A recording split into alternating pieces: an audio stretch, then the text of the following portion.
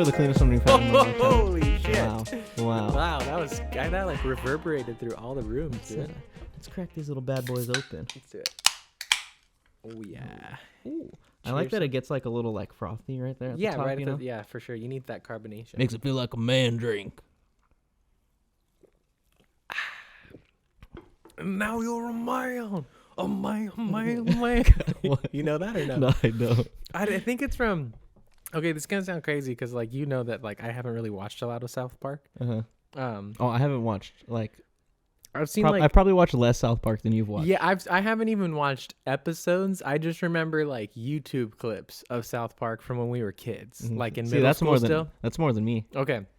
Anyways, there's this one that is again. I'm pretty sure it's at least by the guys who do South Park, and I'm not even gonna look for it right now because it's it's from the movie that they did called Orgasmo. Me and Diggs actually watched that. It's fucking ridiculous, but it got sent around me, my cousins, like my friends in high school at the time or whatever, every time one of us turned 18. So like you would just wake up with like a bunch of messages of the dudes from that just singing, now you're a man, a man. That's hella funny. It's fucking funny. Fuck, I wish I would have watched South Park when I was younger, but Me too, but I couldn't even watch SpongeBob when I was younger, so how was I gonna fucking watch South Park? You couldn't watch SpongeBob? No, so there was like a point in my life where my mom was like, "Hey, you probably shouldn't watch SpongeBob," just because like, you really haven't watched SpongeBob. Not religiously, yeah. So in SpongeBob, like they're like randomly like this fool just hella loves karate, like him and Sandy just hella love that karate. part I remember. They put the things on. Yeah. There, yeah. And so there's one episode where they're fucking just, doing fucking hella karate, and it's affecting SpongeBob's work.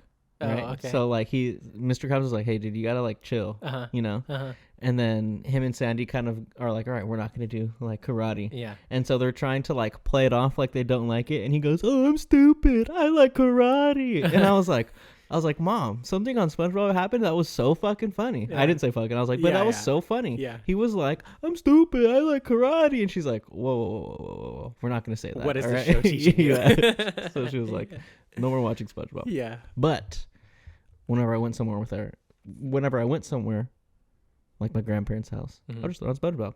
I was gonna say my mom's not there. You know too much about SpongeBob and too many references for that to be the end of the story. Yeah, but I think that was like when I was like pretty young, where I shouldn't have been saying stupid, you know? Yeah, you're probably still in the toddler. Yeah, maybe my mom was like, "All right, yeah, for sure." Where'd you learn that word? That's a bad word. And still. we're gonna stop you from using that word. Isn't it funny how like bad words have an expiration date? Like as you get older, like. It's not specific for any one person, I think, but I feel like the older you get, just like the more acceptable it becomes for you to say. Oh, yeah. Like when you're young, you don't say stupid. You don't say idiot, right? But like nobody gives a fuck if you say that as like a 10 or whatever. Like they slowly start to become more acceptable as you get older. I just think it's funny. Because I think is when you're a kid, you don't really understand the impact of those words. 100%. So you're just like, I'm just going to use them. I don't care. This is stupid. That's stupid. Yeah. You're an idiot.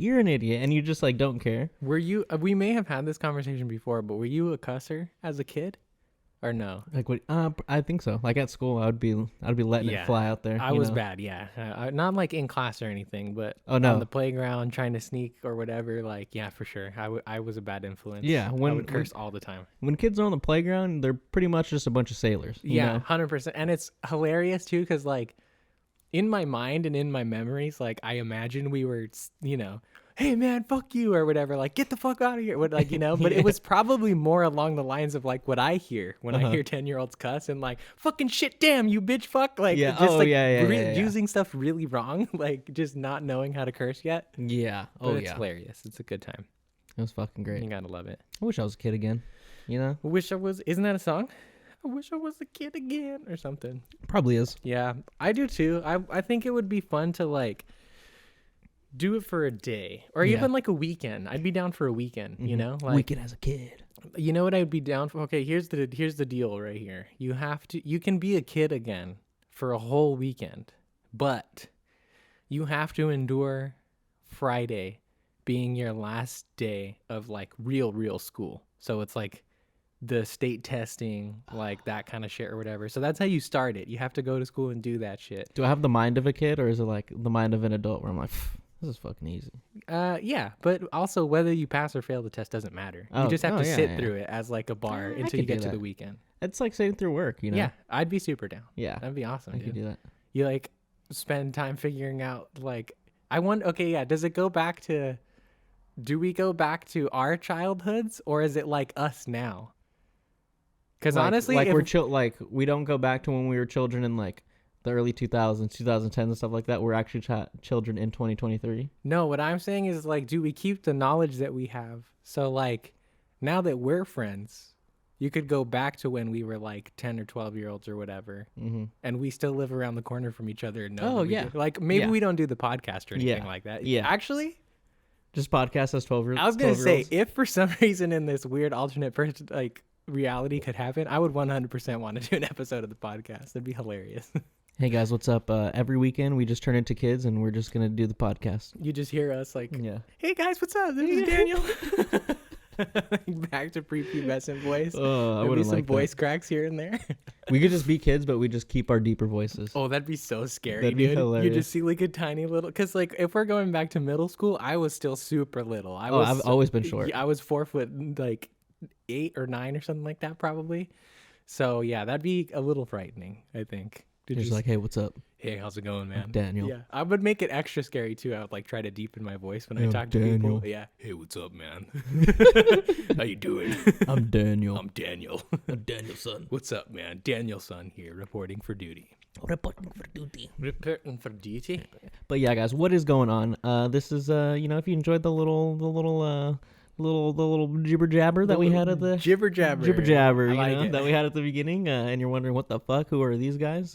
Hey, hello, how's it going? How you doing? How's your day going? Yeah, I hope you're having a good day. Me too. You know, if you're not, like, not just don't know how to talk. But what's going on, everybody? This is TH4TV, where two guys get too high and talk about a little bit too much TV. This is episode number 74. Wow. You know what I'm saying? Of the podcast. Wow. Number 1 on the charts? Probably not. But number 1's in your hearts? Definitely. Oh, that's good. You I like that. That's really good. I was thinking about that this week, like and I was like, I like that. Very nice. But yes, guys, I am your host, Ryan, along with my little co-host over here. Hello, I'm Daniel. How you doing? And yeah, guys, if you're wondering if this is your first time tuning in, you're like, what is this? Just another podcast where dudes just sit down and mansplain everything? No, we try not to. I hope not. Yeah. Yeah. We're just men explaining things, but we're not mansplaining things. No, if we need to make corrections, please let us know. Yeah. We're very open-minded guys. But basically every week, guys, we pick a couple movies, pick a couple shows, whatever it is, media related, or it could be games, and we sit down. Yeah. We watch them, we play them, we talk about them. Just like modern media in general. Yeah, exactly. Yeah. Exactly.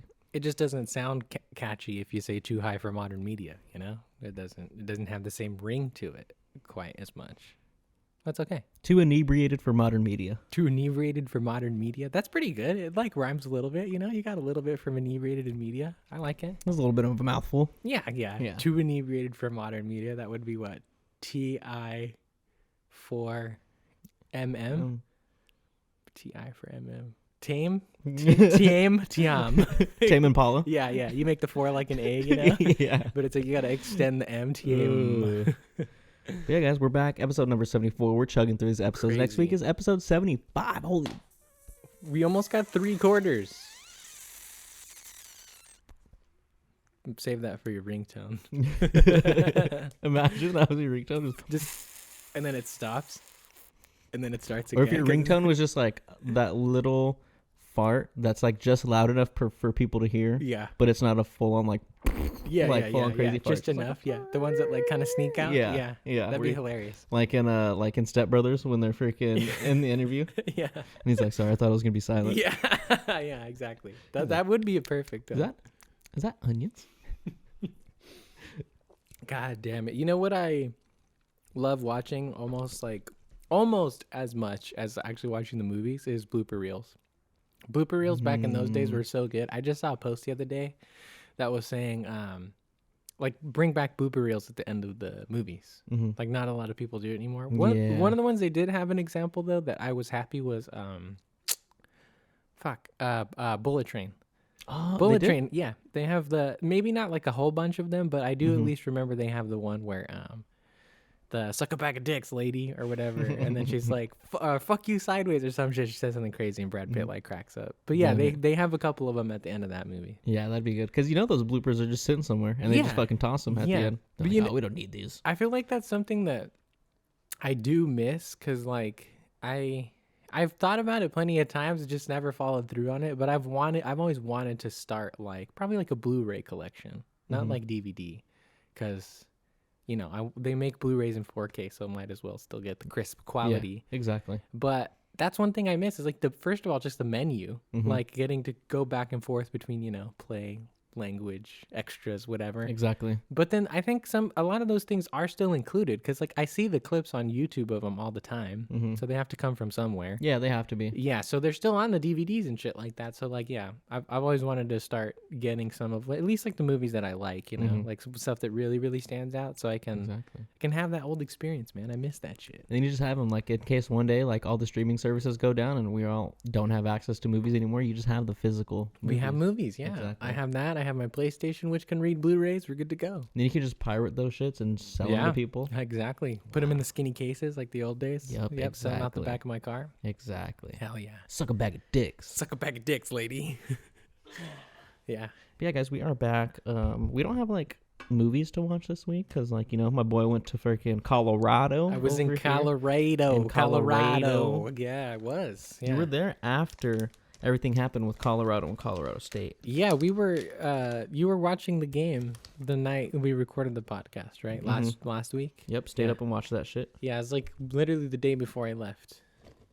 I got asked if I was a sports fan by the woman that was helping us everywhere. Her name was Marcia. If she happens to find this, shout out to you. You were legit, Marcia.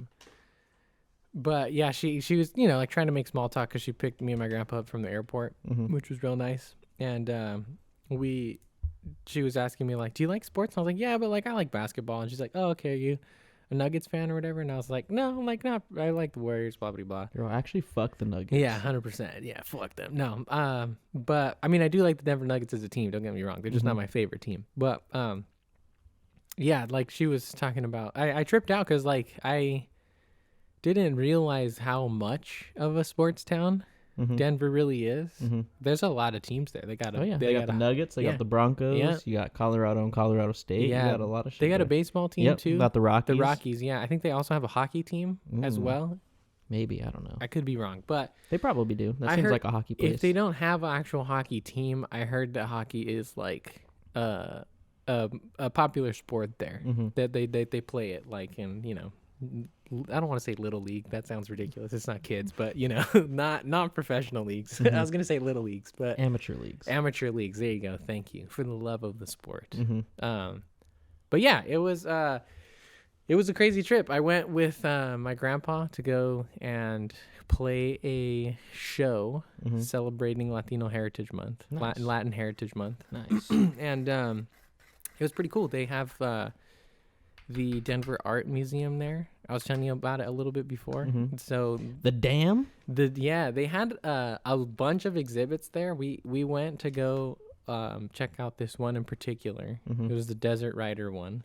Desert Rider. I was again explaining to you a little bit before, but for those of you at home, it's unfortunately closing, I think, at the end of this month. So unless you happen to live in Denver and you haven't seen it yet, you should go check it out before it's gone. But it's essentially celebrating like lowrider Chicano culture. Oh fuck! Which is sick as fuck, bro. Like you walk in and there's like the hood of a lowrider with the V10 painted on it beautifully. There's a piñata of a lowrider right there. Oh, hold on, I have pictures. I can just show these to you while explaining it. Nice. These folks at not home, you guys out there. Sorry guys, you're not gonna be able to see it, but my boy here gets a first one pick. Yeah. So look, this is what you see when you come in. Oh shit! Right. So you get some of that. You get like a piñata of them, just like snapshots, pictures.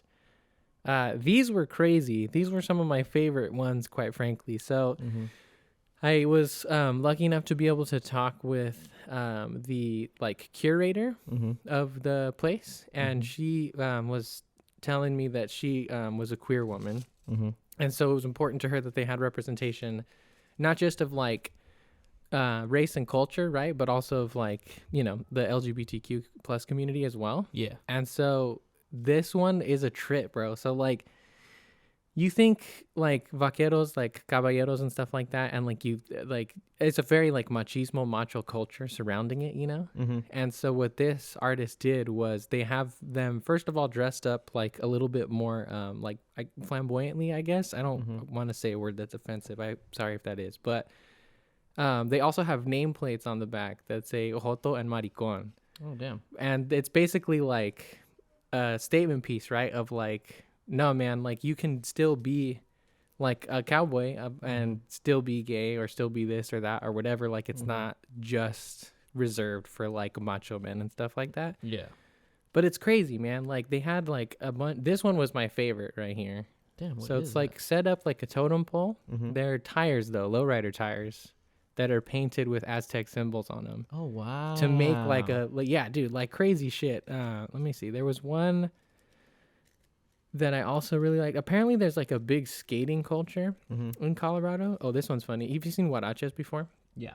Oh, yeah, shit. A fucking lowrider built out of a little huarache, bro. Yeah, sick shit. Oh, this lowrider, the first ever one to be built by a woman, apparently. Oh fuck. And they still have it like built, so it was there, which was really cool. But yeah, big skating population. So they had like pieces that were cool. Also like some protest ones. This one here is like you're skating on native land across all of them and stuff. So like really, really cool shit, man. I was blown away. I had a great time in that one.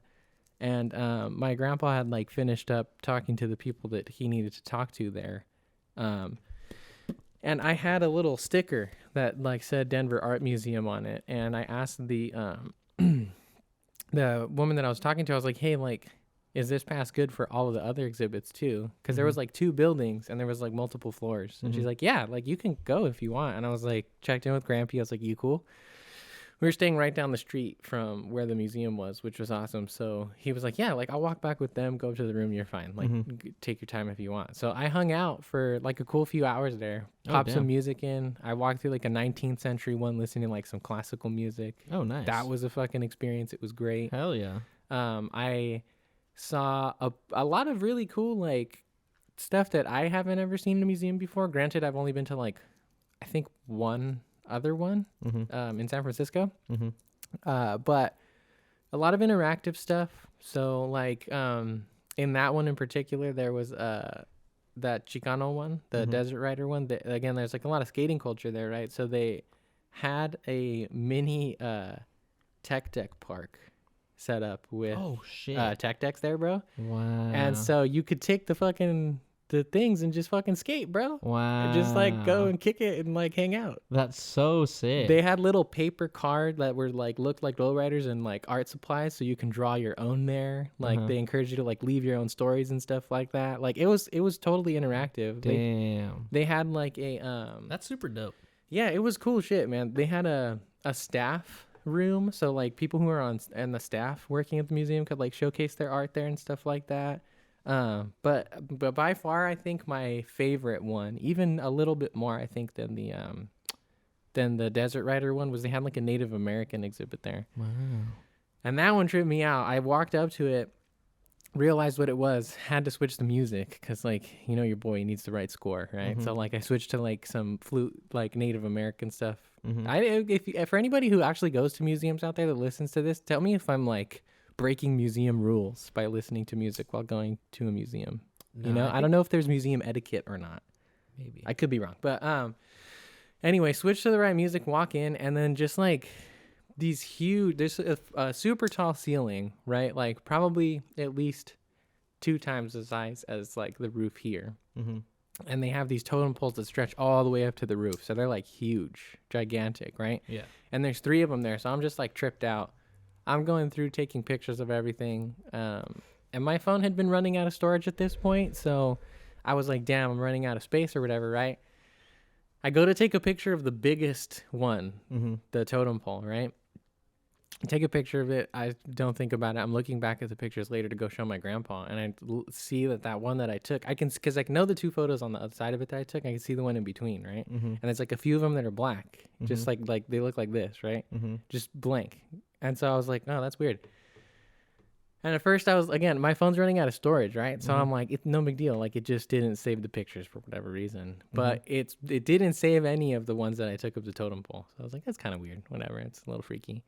And then I was telling my grandpa about it. He's asking me. And so my dad shows up the next day and he comes to the museum to check it out. And he's in there and he's taking pictures of stuff.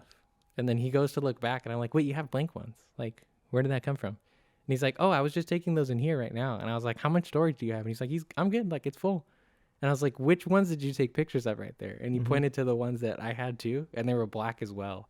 And I was like, what the fuck, bro? Why can't, like, I take pictures of this? Like, I wanted to, like, go take my grandpa's phone and check it and stuff like that. But, like, 2 times, I was like, whoa, that's weird. I don't know why this shit's not letting me take a picture of it, but obviously I'm not supposed to have this in my phone. I'm not going to push it any further. Maybe they have, like, something set up that people just don't know of, like, you can't take. That's like, what my dad was saying, too. Yeah, I can imagine there's some kind of, like, technology that'll, like, I don't know, block your camera function or something or other, or just like scramble the photo. I could see it, right? Because like some of those pieces are probably super like priceless, expensive, whatever they might be, right? But yeah, it was a trip. I thought it was kind of funky or whatever. Damn, that's some paranormal shit too, bro. Yeah, I tripped. But yeah, activity. I had a great time in the museum. We got to eat like some pretty bomb Mexican food 2 nights in a row, which was sick. There was like a little regular like little taqueria shop that you would expect, and then to the right of it was a restaurant style called Camelias, and they were owned by the same people, the same like couple. So the food was bomb at fucking both places, which was great, and I was super happy about. But yeah, we played the show, which went really well. I told you a little bit. I got to discuss like some talking points afterwards with my grandpa. I got pulled up onto the stage when I was not expecting to, in a room full of U.S. bank employees and whatnot. The suits, man. Yeah. They were like celebrating like a diversity program that they just finished launching or whatever, which seemed cool. You know, I was down with what they were talking about. But yeah, they were asking some questions about diversity in Hollywood and like how well representation is doing right now and this and that or whatever. And I got a chance to speak my mind in front of all these people, which was like pretty trippy. It was cool. Fuck yeah. What'd you say? I told them what we discuss here a lot of the times, right? Which was that like I think that at times it's a little bit like unfortunate because there's like unauthentic representation that happens. They like can be used for cash grabs, right? But I also like mirror that point, or at least I try to, unless I'm really upset about something. I try to like mirror that point by also saying I'm also older and like more critical and like a little more jaded about that stuff now. And so I made sure to land on the point of like, see la mina, right? That like little kids getting to see this shit, it means like a world to them to just have that be like normal, right? Yeah. Like they grow up in a world where you, like when like kids who are 3, 4, 5, 6 years old now aren't going to trip on the fact that like Mexican superheroes is a thing, you know, versus like for us, that's like, oh shit, we've never seen that before or whatever. Yeah. So I got to say stuff along those lines. You all right? You got smoke in your nose? Maybe. What you? Yeah. Yeah, but it was cool, man. I was really happy. I had a split second where I was like, am I going to sugarcoat this? And I was like, nah, fuck that, dude. Let me talk this shit for real. Yeah, and I did. So it felt good to, you know, like I said, speak my mind, tell my truth or whatever. Yeah. But it was really cool. Yeah, I had a really great experience. It was a lot of fun. That's good. Yeah. Was the state beautiful itself? Like gorgeous. The scenery? Yeah, the first day we were there, it was like perfect weather. It was like 70 something degrees, but like it wasn't very windy. So we were chilling. It was nice. When we got to the hotel, it was a trip. It like rained in very small amounts while we were there, like literally like 15-20 minutes at a time, like either early in the morning or like in the evening. Early in the morning, late at night. Yeah, and I tripped out because I fucking saw, I was practicing, I was playing guitar in my room and I had the window open and there's like, we were staying downtown, so like we could see all of the buildings and stuff. And there was one that had like a spire, it was like a cone building and it had a spire at the top. And I fucking saw lightning strike that bitch, bro. Damn. I tripped out. I was like, whoa. And then like I was just watching and like lightning kept hitting a couple times like around it. But the first one I saw hit the thing and I was like, oh shit, it's Thor, fuck bro. Yeah. Like, fuck yeah, it was crazy. Nice, dude. Yeah, I tripped out. But yeah, it was really cool. You know what did mess with me, bro, is the elevation. Oh, really? You're just getting tired, like hella winded and stuff. Yeah, it did get me on my breathing a little bit, especially like asthma as it is. But I noticed it like I've been fine now. I've been trying to like keep an eye on myself because I was still feeling it when I got back. But like maybe a couple of we were there for 4 days, and like after the second day, I started just getting lightheaded, like out of the middle of nowhere. Like I would just be like walking around the room or like eating or something or other, and like all of a sudden like I would just feel like this pressure like pushing down on me. And under pressure. But yeah, I like I tripped out. Like it just kept happening super randomly, and the only thing I could attribute it to was the elevation. I didn't know what else it could have been. Yeah, because you're not used to I assume never been to Colorado before. No, I have been there once, but I was 10 years old. Okay. So I was little. I don't remember anything about it. Yeah. So yeah, I would imagine that like a sudden elevation change like that. Yeah. Like you said, with your like asthma and your old man lungs, you're probably like, damn. Yeah. Yeah. It was lack of oxygen. Yeah. It was trippy. I had to. Oh, what's up? I was gonna say, did you try some Rocky Mountain oysters? No, I didn't. No, hell no. That's like bull balls, right? Yeah. Yeah. No, thank you. I'm good, man. Yeah. Hey, man, that's the thing out there. Yeah. Don't knock it till you try it, brother. Maybe. Yeah. I've never had it, but But you're not knocking that's it been yet. that's been my like catchphrase recently. Hey, don't knock it till you try it, man. Even though it's a lot of things that I don't try. Yeah, no, that's fair. But you're not knocking them, so you're good. You're still abiding by the statement. Yeah, exactly. Yeah. No, it is a good statement to live by. I agree. But yeah, I did have to go. I had to. I went to a dispensary while I was there. Picked up a disposable for Gramps. I got one for myself, and I got the Keef sodas, the little drinks. Right, those were great. They were like 10 milligram ones in the whole thing. So I would just drink like one of those with like whatever I was eating in the hotel that night. Yeah. Like cracking open a cold one. Yeah. But I tripped. So for one, it was there for a long time. They were open for 12 years at that point, which I was like, whoa, that's great. The dispensary? Yeah. Wow. But I tripped out. I told Buddy about this. Like, it was so weird. Like, right behind the counter, they had like Tupperware, like drawers of things, right? They just look like Tupperwares that you like take the tops off, and they had them there, right? And they were clear, and they had like product in there, and that's where he like grabbed my shit and put it into.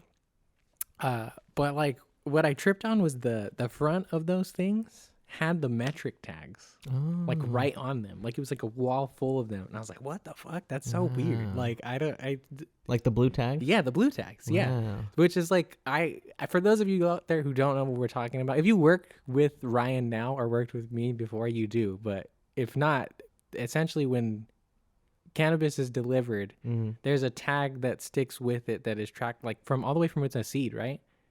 I don't know if it's or is it when it turns into product. Yeah, it's either when it's a seed, when it's first like grown, or maybe just when it gets turned into like the product that it is. It gets attached to like this blue sticker that has a tracker in it, so that like the government knows where the weed is, basically. Where's the weed at? Yeah, but like I guess different dispensaries would obviously have different ways of doing it, but that's different from what I used to do and what you still do now. Yeah. So it was a trip. I was like, whoa, I would die if I saw fucking blue tags on the floor, bro. Yeah, I'd lose my shit. Yeah. Interesting. Yeah. So it was a That's cool though. yeah. Nice experience. Yeah. And the dudes are super cool there. So Nice. yeah. But yeah, 12 years I tripped out. I was like, wow, that's a Yeah, long it's been like medical over there for a long time. Yeah. I remember like a while ago watching like this docu-series about when it was first becoming like medical and legal over there, and yeah, it's nuts, bro. Yeah, it's been a cool minute. Colorado. What did you do while I was gone? How was your week? Well, so after that last podcast, I stayed up and watched Colorado State and Colorado, and that was a fucking great game. Went into double overtime, and Colorado ended up pulling it out. What sucked is that game, Colorado lost like their star player, Travis Hunter. He plays both sides of the ball. He plays wide receiver and he plays corner. Basically, I forget what quarter it was, but he was a victim of to me, a dirty play. Oh no! Like there are certain.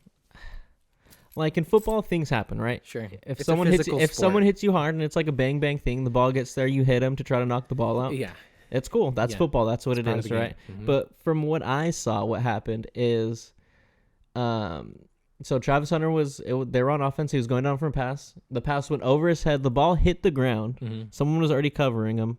A different Colorado State player like came in, went around the dude that was defending Travis Hunter, and then hit him. Oh, right. And he ended up getting a lacerated liver. Oh, fuck. So crazy. Didn't even know you could lacerate your liver from a hit like that. Shit, that's bad. So he left the game then. So, they're down their guy. That's their guy, Not to say that they don't have other good players, right? Their team is full of great players. He's but like the star, though. Yeah, it's not very often you get a player that plays both sides of the ball as well as he does, So he was out, but yeah, they go to double overtime. Colorado gets the win. It was great because Colorado State the coach was like talking shit or whatever about Deion Sanders, saying like, oh, when I talk to adults, I take my hat, my sunglasses off, and blah, blah, blah. My mom taught me that, That's right, yeah. When you start saying, my mom taught me this, now you're insinuating that the other person's mom did not teach them. It's like, hey, now you're talking about someone else's mom. So, bro, back it up. There was some shit, and like that, that was a crazy game. Last week in football was pretty fucking nuts as well. I can't remember what happened last week in football, but all I know is I fucking won in my fantasy league, and I fucking dominated in that game. I won 170 to 97. Oh, damn. So, kind of put a beat down, so it was good. But then, this past week, didn't really do too much during the week. It was just, the normal, like, edit the videos, get them all, because, like, it just takes forever to do that stuff. The usual grind. Yeah, exactly. Yeah. But then this past week, I went and visited my homie Mitchell in San Carlos. That's, like, going up towards, like, San Francisco and stuff like that. I went there Friday night after work. Stayed there Friday night and like hung out like all day Saturday and like came home like last night. Nice. That was a good time. I hadn't hung out with them in a cool minute.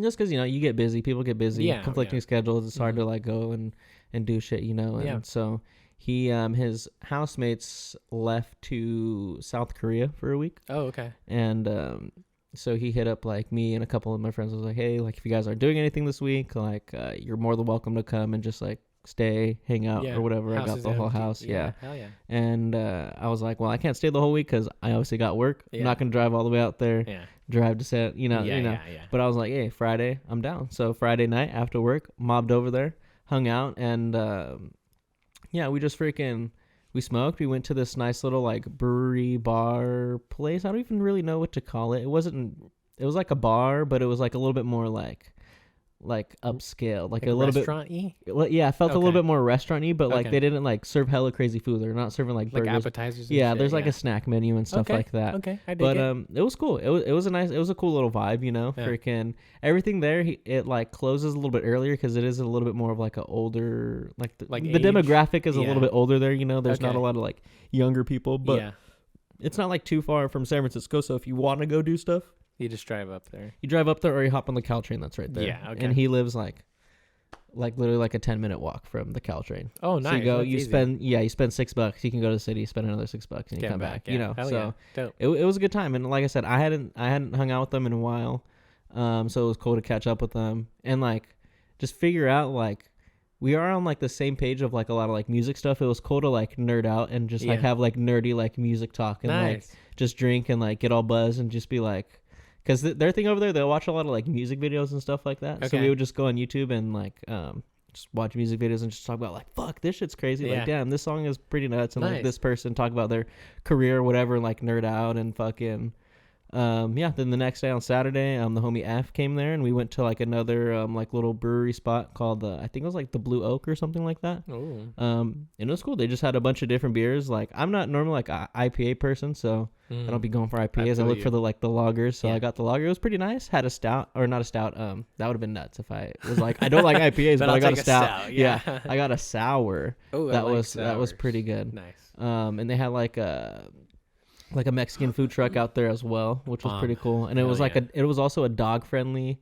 establishment, so there was like a lot of dogs walking around. So I was like, this is fucking awesome. Yeah, fuck yeah. I'm down to drink. I'm down to fucking. But yeah, it was cool. It was just nice to hang out with the homies, fucking just talk shit, have a beer, hang out. Like I'm not like, I'm not like a super big party person, so I'm not like fiending to go out to like party and shit like that. No, just like kicking back is cool though. But yeah, I enjoy like more personal time and just like hanging out and just like talking with the homies, playing video games, doing whatever, just doing like literally doing just guy shit. And guy shit is just like sitting around doing fucking just drinking beers and hanging out. Just drinking, literally drinking beers and hanging out. You pretty much just do what you would do anyways by yourself, but just with the homie. Yeah, that's exactly.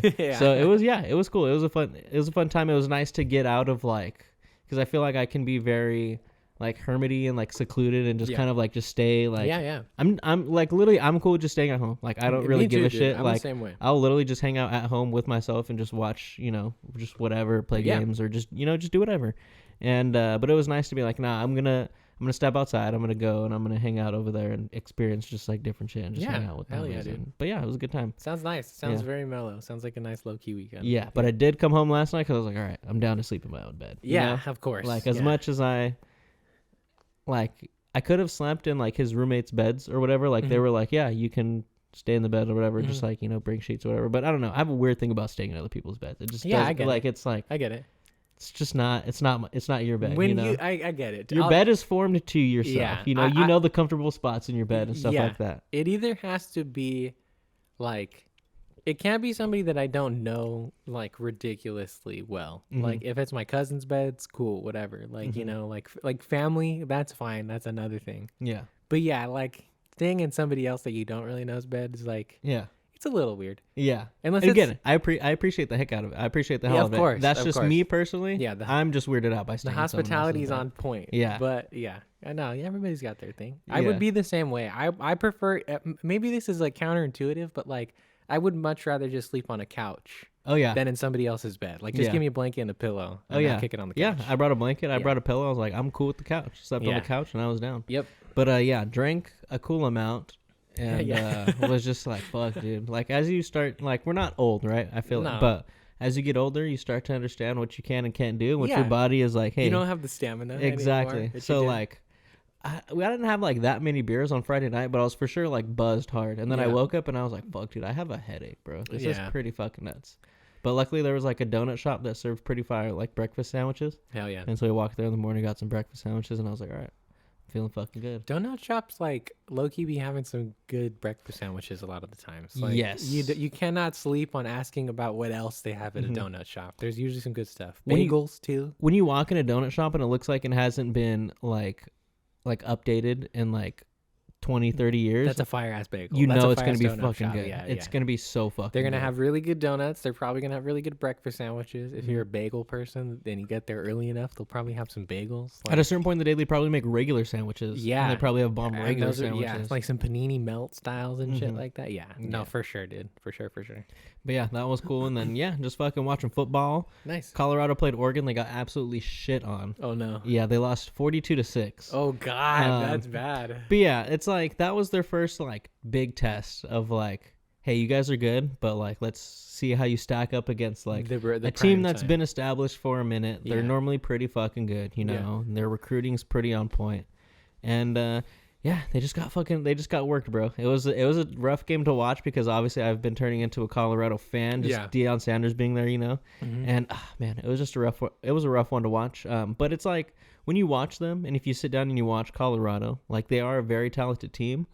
But like when you put them up against like a top team like a Michigan, Ohio State, an Oregon, a Texas, an Alabama, there is a very noticeable size difference between the players. I can see it. Like their skills are probably pretty on par, but the physicality is also a big part of football. Yeah, I could see it because they get prime time like scholarships, like and recruits and stuff like that. Yeah. And this is Colorado's first year of being under Deion Sanders, so after they're definitely gonna get some top recruits. They're definitely gonna get bigger, but you can tell like these fools are getting like worked. Yeah, they're getting pushed around a little bit. I don't know much about like coaching or anything like that, but like as unfortunate that it is, I feel like that's a good learning experience because like from what you've made it seem like they've been on a good roll. It's important to know that like you can still lose. I feel like their first 4 weeks, because they're I think 3-1 now. I feel like they've had a good mix of like their first week, first time being on the big stage, everyone's watching. They're playing a ranked team that was at the national championship before. Close game, but they brought it out. They won. Second game, they're ranked now. They're playing an unranked team, a team that they should beat. They beat the shit out of them. Mm-hmm. Next game, they have like this very not highly anticipated, but since there is this like shit talking amongst the schools, it's an in-state rivalry. Yeah. It's prime time. It's on at 7:00. Yeah. Everyone's watching this big stage. Uh-huh. You have a game where you're supposed to kick the shit out of someone and you barely squeak it out. Yeah. That's another type of game where you really got to get acclimated. And then they have a game where they got a good, like Deion Sanders said, a good old fashioned ass kicking, bro. Yeah. Like they just got the shit beat out of them. You need it every once in a while, man. So I think they've had like. They got a good mix of everything. And what I always look for, like, is the response out of players after those types of games. Yeah, for sure. Right? Mm-hmm. And so I went back and I watched, like, the post-game interview with Deion Sanders, and he was just like, like, it's all good, like, Oregon's a good team. Yeah. Like, they beat us today. Yeah. And, you just and take stuff your loss like that. gracefully and you learn from it. Exactly. Yeah. He doesn't talk shit, right? That's good. And I feel like a lot of coaches try to use, like, look, they're talking about Colorado because blah, blah, blah, which, rightfully so. Oregon's a good team. A lot of people probably aren't talking about Oregon, and a lot of people are talking about Colorado, so that can be pretty annoying. But it's like, so there was a clip of, like, the Oregon coach who was like, oh, the Cinderella story is over now. Like, we're going to go out there, they go and they play for clicks, and we're out and playing for wins. And so after the game, Deion's is like, hey, man, like, I don't say shit just to say shit, Yeah. Like some people think I do, like, we're just out here. Like, we don't talk shit. We're out here to fucking play. Blah, blah, blah. Yeah. And I loved it because he's like, so just get me now. He's like, because this is the worst we're going to be. So get me now. Damn. And I was just like, fuck, that's so fucking good. wrong. Yeah, that's good shit. But yeah, and then also watching, like, the post-game interview with his son, Shador, who's the starting quarterback, he was just like, he was like, hey, man, like, I got to be better. Like, I can't be taking that many sacks. Like, I got to execute blah, blah, blah, which I wanted to hear, right? Like, you don't want to hear, like, oh, like my offensive line was blah blah blah blah blah. Yeah, shouldering the responsibility. Yeah, exactly. A person who is a leader on that team, you want to see them shoulder some accountability when there's a tough loss, you know. And then when you have a big win, you want to say like, hey man, like we did it as a team, you know. So I think they're going in the right trajectory. They do just need to get some like bigger recruits. They just need to get a little bit more size on them, and I think they'll be fucking. They'll be up there. They'll be up there with the best one for sure. Yeah. But yeah, and then football today. Had a lot of blowouts today. The Miami Dolphins won 70-20. Fucking ridiculous, bro. Fucking ridiculous. That's kind of insane. That's the most points scored in an NFL game since 1966. I was going to say I've never heard of a game going that high. 70. That's insane. Yeah. What was the record before? Do you remember? 73. 72. So not even that much. It's basically the record. Yeah, Dang, exactly. That's crazy. Yeah. It was just nuts because, like, shout out to the ticket being on YouTube TV, but they have the multi-view, so you can literally put 4 games on the TV at once. Yeah. And for my ADD ass brain, that's literally the greatest thing ever because I got a million things going on at once and I don't go on my phone at all. As soon as like there's only one game on, I'm like, fuck. Yeah. I like go on my phone. I'm like, I need other stimulation, you know? Yep. But yeah, with the four games being able to watch, it's like it's beautiful. But I felt like with that game, like I'd be watching one game and I'm like, oh shit, look what's going on down there. Oh fuck, they scored again. Damn. They just scored again? Like, holy shit, it was one of those. But just kept drawing your eye every time. Exactly. Yeah, crazy. Crazy day for football, man. Crazy day. I Crazy. love me some football. I'm glad where the season's going. My Saints lost today, but it's fucking, we're going to bounce back. We did lose Derek Carr. He did hurt his shoulder today. Oh, dang. But it's early, right? It's all good. I'm going to be honest. I'm not the biggest Derek Carr fan, but I didn't want to see him get hurt. You know what I'm saying? Yeah, you never do. I would like to see us get a more solid quarterback, not that he's not good, but there is like times where I'm like, all right, I see this guy on this team making this pass, man. Come on, let's go. But Derek Carr's a great guy. He's a good hard, he plays the game hard. He plays the game right. Didn't want to see him get hurt, but hey, that's the way the cookie crumbles in football sometimes. Sometimes it happens, man. Sometimes it happens. Sometimes it happens. But yeah, that was your football Sunday recap. Week 3 in the NFL. Cowboys lost today. America's team. They got whooped. I mean, not whooped, but yeah, they pretty much got whooped by the Arizona Cardinals, and they should have beat the Arizona Cardinals. But when was the last time they were good? I haven't tuned in a while, but I feel like most of the time I've heard the Cowboys have not.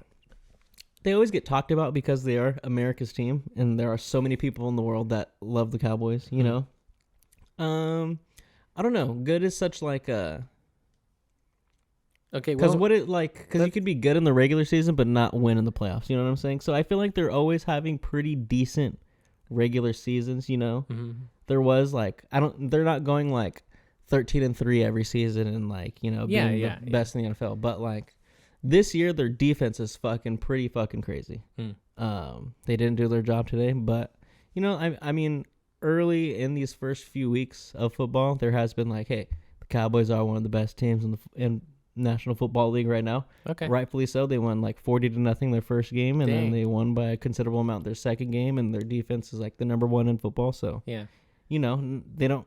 I'm not saying people are lying when they're saying that. Sure. But I'm not also saying you're telling the truth when you're saying that. Sure, you know, there might be a little shred of bias in your. I just for me personally, when it comes to sports, like for me, I'm sure there's tons of different ways you can do it. We've seen the ridiculous ESPN stats that people will pull out to like be like, no, see, this is that or whatever, right? But like, for me, it just comes down to like, who wins, who gets to the playoffs, and like okay, give a team credit for having a good season for sure, give a team credit for having a good playoff season for sure. Mm-hmm.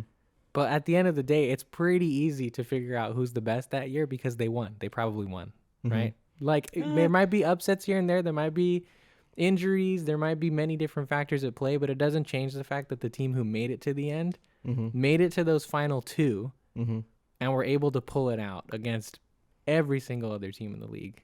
Yeah, I think when you look at the best, like the two that make it to the Super Bowl, they're all in all, like through and through, probably the best, like team. And team being like how close they are. Yeah. How much it's like, hey man, we're going out and we're playing for each other. We're playing for like our state that we're playing for. You know what I'm saying? Like, like say, like for instance, when the Eagles played against the Patriots, I forget what year that was, and Nick Foles was the quarterback, and he was the backup, and he was the quarterback in the playoffs, and everyone thought they were going to fucking lose. Mm-hmm. The fact that their team was so good, the coaching was so good, to the fact where they started to build or shape their offense that late in the season around what Nick Foles was good at, and they excelled so well, that like they might not have been the best team early on, but in retrospect, they were probably the best team in the end, because they knew how to just like band together, play for each other, and play fucking hard, you know? Yeah, and they won, right? Mm-hmm. Yeah. Yeah, they beat the Patriots. They beat Tom Brady. That's what I'm saying, man. That's what I'm saying. They won. They're the best team. Yeah. I would say the best teams right now,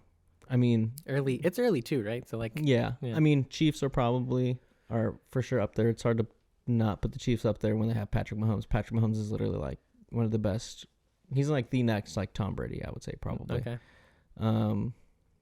I don't know. The Niners are also good as well. They got a solid defense. I think their offense is pretty fucking nuts, the offense that they got going on.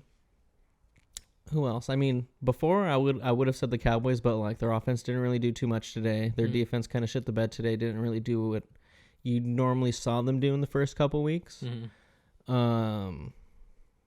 The Dolphins too, yeah. I think the Dolphins right now are probably the best team in the NFL. They're the ones that just had the blowout, right? Yeah, for sure. But it's just like when you watch them, like when you watch them play, when you watch them operate, and watch how their offense fucking just spreads the field, and Tyreek Hill is like the best wide receiver in the league, and he's somehow always open on every single fucking play, and I don't understand how. It's pretty undeniable. It's pretty fucking undeniable. I think it's the Dolphins right now. There it is. Mm-hmm. You heard it here first. The Dolphins are going to win the Super Bowl probably. The Dolphins are the best team in the NFL. You think so?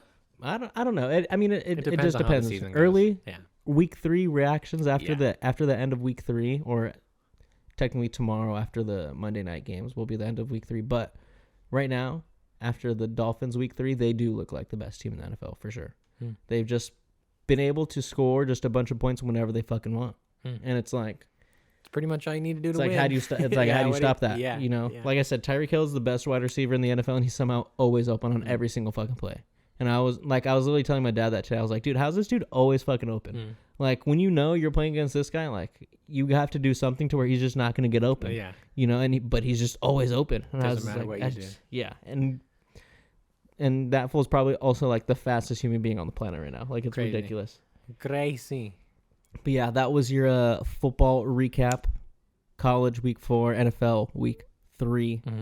Be back next week for my takes on, the NFL, my overreactions, Your overreactions? Yeah, exactly. I like it. I like it. The overreactions, the reactions and the underreactions. The overreactions and the underreactions. Yeah. Who's the best, who's not the best. Yeah. Who sucks, who doesn't. Yeah. Oh, I wonder who sucks the most right now. You probably have to pay more attention. I feel like it's easier to not figure out, but like I feel like there's more clear factors to determine who's like the best in the league than it is to determine honestly, who's the worst. the Jets are probably the worst in the league right now. Never mind. The Jets. We got it here. Yeah. It's probably the Jets. The Jets or the Broncos right now. The Broncos look pretty fucking terrible. They're the ones who lost 70-20 today. Oh yeah, okay. That sounds bad. But yeah, they look pretty freaking bad. Yeah, it's probably between those two right there, I would say. God damn. Yeah. Poor bastards. Yeah. The Jets have Zach Wilson, and that fool sacked himself today. Like he fell to the ground when like no one tackled him. Like he dropped back and he like did a little spin move and then he just fell. Dumbass. And I was like, dude, what? Like what is that, bro? Like what is that? Like I feel bad. I feel bad for the guy. It's pretty funny though. But yeah, I feel bad for the Jets fans too. Nah, that's funny, bro. But like their team has been so bad for so long. Like when your team is so bad for so long, like you got to start to feel bad. And just because also like the Jets are like a super loyal fan base when they don't have to be. Yeah, that's nice. You don't have to be a loyal fan base. That's nice though. You know, you got to appreciate that. You know? You got to appreciate that. Shout out to Gary V. Gary V's a Jets fan, and he's just pissed off every single fucking week because his Jets fucking lose. Yeah, you gotta respect that, right? Because like if you, it's easy to like a team when they're good. It's hard to like a team when they're bad. Yeah, and here's what me personally, not being super invested in sports in general, and I only give a shit about basketball once playoffs comes. And quite frankly, I really only give a shit about basketball once playoffs comes if the Warriors made it. Mm-hmm. So. And I will say this. I have been a Warriors fan for a long time, like since I was a kid, since before they were good. But I also don't give a shit if somebody wants to bandwagon because, like, that's just more people watching and supporting, like, a thing or whatever. So, like, why are you going to hate? Like, I get it. It's more so the ethics behind being a bandwagon. Like I'm saying, like, it's easy to like a team when they're good. It's hard to like them when they're bad. If you're a fan who's liked a team since they've been terrible, and all of a sudden this fool down the street just puts up a fucking Steelers flag, and you're like, hey man, where was that last year when we went 2-15? Yeah, But all of a sudden when we won the Super Bowl, the Steelers didn't win the Super Bowl last year, but just like for an example. Yeah. But all of a sudden when we won the Super Bowl, now you want to throw your Steelers flag up? Yeah. What's up with that, my man? I've been had my Steelers flag up. See, that's what I'm saying though. Right there is it's like. It doesn't matter unless you're already a fan of that team. So, like, in the grand scheme of things, who cares is what I'm saying. Because, like, in my mind, that's the only time you're really going to get offended by somebody bandwagoning is if they bandwagon onto your team. I agree with that. But I think we probably have a different outlook on it because I also don't give a shit, right? But I think we also have a different outlook on it because we're not so...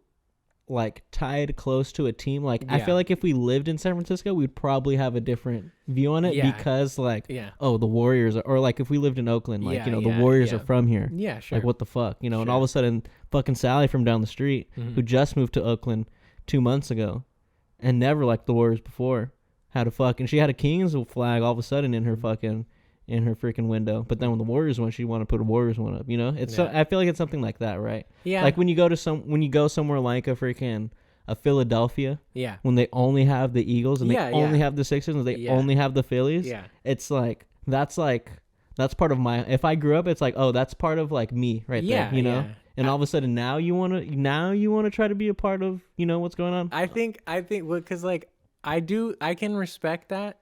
It's just when you turn it and you push it towards like, nah, you can't like this thing because that's when I'm like, no, because like, who cares? For one, it doesn't actually really affect you. Mm-hmm. For two, people watch things at different levels of engagement. You happen to be like the super hardcore ultimate fan base for sure. More power to you if you like a team that sucks, whatever, blah blah blah.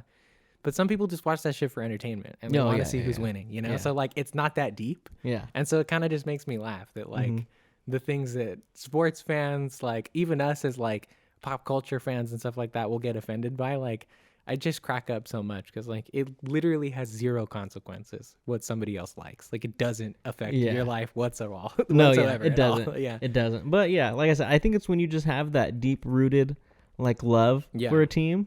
Like that's just a part of you. Yeah. And it's just like, like my dad. My dad's been a Cowboys fan forever. And I've seen him go through the highs and lows of being a Cowboys fan. Yeah. And that's like, you have a high and low every single fucking week, you know? Yeah. And so I would understand, like, if all of a sudden they won the Super Bowl and I'm like, who I've never been a Cowboys fan, and if I was just like, oh yeah, I'm a fucking Cowboys fan now, my dad would probably be like, whoa. No, you're not. All of a sudden, Yeah, you know, yeah. he'd probably welcome me into Yeah. the Cowboy fandom, but he would probably also be like, oh, all of a sudden, bro, they just win, and all of a sudden now you want to be a Cowboys fan? Oh, I see, you know. I just like, I don't know. It's so funny to me. I don't get it. Cause it's like, yeah, I don't know. It just doesn't quite make sense. Like, okay. Like if the new Ahsoka comes out, right? And like people are down and they watch this and they're like, oh, this is really good. I think I like Star Wars. I'm going to watch more Star Wars. Like, I just don't understand. Like, I'm not going to be like, no, fuck you, bro. You haven't been watching Star Wars since you were a kid. Like, back the fuck up. You know what I mean? I think that's a little, because people get just as offended, just as defensive. But I feel like it is a little different because you can just like, because like I can't go back and just like, I can't go back and watch the 1972 fucking Dodgers season, you know? I just can't go back. I could. It's ridiculous, but it's you like, could. But you're not going, you know, you're not going through like I said, the highs and lows of being part of like the fandom, right? You know? Yeah. I mean, yeah, but same thing. Like, you can't go back and experience when a movie came out for the first time. You can just watch it in retrospect. You know what I mean? Like, you weren't there to see the prequels suck and have to go through people saying the prequels sucked when those were our favorite movies. But like, I'm not going to shit on somebody who wants to go back and watch them now and enjoy them. I don't know. I just think it's funny. I feel it. I just think it's funny. Like I said, I respect having that loyalty of like, nah, I've been here in the sludge and the golden age, whatever. I just can't get behind exiling people if they haven't done that from your fan base. I just think that's a little silly. Yeah. I don't think people necessarily exile people. They're like, Well, nah, you can't be a fan. But people will like very Get much really like offended. give them shit. Yeah, Like yeah. they'll for sure welcome you into the fan base, but they'll be suddenly like be like, oh yeah, this dude just only liked him like since last year. You know, this dude didn't like him in '72 when we went 0-16. You know. Yeah. It's like, yeah, no, I didn't, but I like him now. But I also wasn't born in '72. Yeah. So what are you supposed to do? You know, like, yeah. I just think it's funny. That's all. It's an interesting thing about fan bases in general. I think we get very protective about like being an OG about stuff, and I think it's funny. I think it also just depends on like, because like I just also grew up hella like in sports, like playing sports all the time, watching sports all the time. So I think that is also just a sports, like a culturally, like just a sports thing of like being loyal to a certain team and not jumping on the bandwagon of the team that just wins. You know what I'm saying? So, but I get it though. Like it doesn't matter. It literally does not matter if all of a sudden you just want to be a Warriors fan. That's the go ahead and do it. It's just the funny, like there's so many things like that in general in our life, but there's like there's like so many like pillars of fandom or pillars of like experiences in general that are like, if you don't do it this way, you're not doing it right or something. And it's like, why? Who cares? It doesn't. You did it your quote unquote right way. So what the fuck does it matter if somebody else did it different? I just think it's funny. It's a weird little hang up that we have in general about like, I'm not immune to it either, right? Like that's why I brought up the pop culture stuff. Like I'll get upset about stupid shit like that too when it comes to like Marvel or Star Wars and like new fans or whatever. But like I it's just it's a weird human behavior. I think we get so like attached to things and we get so possessive over things. And it's like when somebody jumps onto it, we're like back up, get away. Yeah, it's not yours. Yeah, exactly. Yeah. I just think it's funny. I feel like though the one thing people don't get on people about is when you watch like Lord of the Rings. Like I've never heard anyone like oh, I just watched Lord of the Rings for the first time the other day, and like, this guy all of a sudden he's a Lord of the Rings fan. Oh, you watched Lord of the Rings? What the fuck did you think about it? I would argue that the Lord of the Rings fan base is one of the few non-toxic fan bases. Like, people in Lord of the Rings fandom are... This guy just learned about Aragorn. Yeah, nobody's saying that. Like, everybody wants to tell you the story of like, hey, you know when Viggo Mortensen kicked that thing, he actually broke his toe. Everybody wants to tell you that story. Like, everybody wants to tell you about the first time they saw the Battle of Helm's Deep. Like, all this shit, right? So, like, yeah, it's a beautiful fan base. Like, it really is one of the best out there. And again, it's why I consider it probably almost the same runner-up of the best trilogies of all time. I think I go back and forth, but like, it's crazy, man. But I feel like even something like Harry Potter, right? Like you'll show someone the movies and it's like, oh, cool, you read the movies, right? But then you have the people that read the books and you're like, These guys have never even read the books before. Yeah. See, like These are movie Harry Potter fans over here. It's like, yeah, the movies are sometimes better than the books, but sometimes the books are better than the movies. It's okay. This guy. Yeah. All of a sudden. Yeah. Wow. It's so ridiculous. I don't know. I don't get it. No, yeah. It's funny. I do it too. So next time I do it, call me out, right? No, like, because I mean, keep me accountable for my own shit. I do it too. I also do it. I think it is, but again, I think it's just like you're saying. I think it's just a natural human thing. Yeah. Of things that you hold close and dear to yourself. Yeah. You being possessive over. Yeah. And then when someone's like, all of a sudden, like, yeah, I watched Revenge of the Sith for the first time yesterday. Yeah. You're like, well, bitch, I liked it a long time ago. Yeah. The reason why I bring it up, and I guess why I'm like defending this side of like the point so hard, is it's like I think we would be a lot healthier as a society if we could give that part up. Like, you know how many like toxic, horrible people will literally like do horrible things to themselves based off of this thing that we're talking about. Oh no, now. yeah. So I'm very much on the side of you just get rid of it. People get too crazy about liking sports teams. Just and like like if you're fighting over a sports team, that's fucking crazy. That shit happens in stadiums, like opposing teams. Like it's ridiculous, bro. It's literally like known to be dangerous to go to a game where the Niners and the Raiders are playing because like shit's probably gonna go down. Like, dude, the Giants and the Dodgers. Some dude literally fucking went to some dude got put in the fucking hospital. Yeah, see, because some Dodgers fan beat the fuck out of him. That's just crazy shit, dude. Like that's too far. You know, it's like that's why I bring it up, and I'm like, it's ridiculous. It doesn't matter. We don't need it. It's something we could excise from the fabric of our like collective consciousness, and we'd be fine. Nobody would suffer for it. People would probably only benefit from it. Yeah, I'm very much the person when like people are like, oh, what's your favorite like football team? I'll be like, I like the Saints, but I'm like, I also just like watching good sports. I'm not gonna sit there like, and like I just like watching good sports. I'll fucking if I'm watching like today, I was watching the fucking Chargers and the Vikings, right?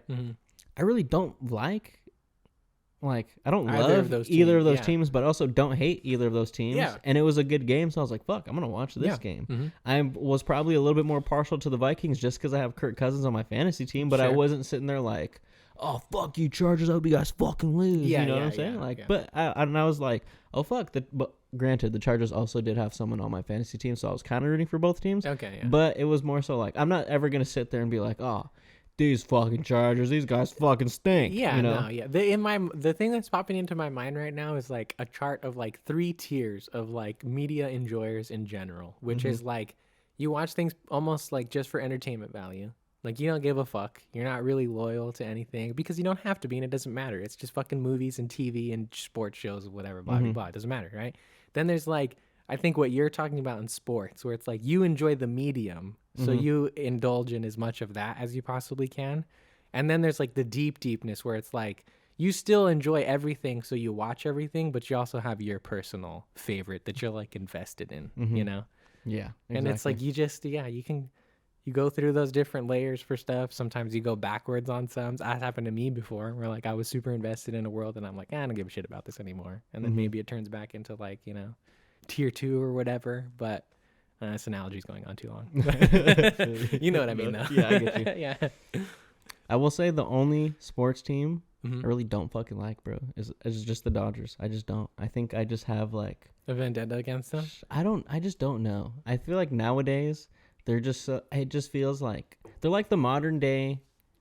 They're not the modern day Yankees, but I feel like they're the modern day Yankees in the sense where like they just acquire a lot of high like big name players because they have money to spend to get those big name players. There's nothing wrong with that at all. No, who cares? But it is just annoying when this fool's just like, I'm just gonna go play for the Dodgers over here. Yeah. And it's like, oh, just go play for the Giants. Yeah. Just come to San Francisco's. It's like cool, good for you. You're gonna probably win this year. So whenever someone's like, oh, I'm a Dodgers fan, I'm like, oh, okay. Yeah. You're a Dodgers fan. Yeah. All right. Yeah. I guess. Yeah. I guess. Yeah.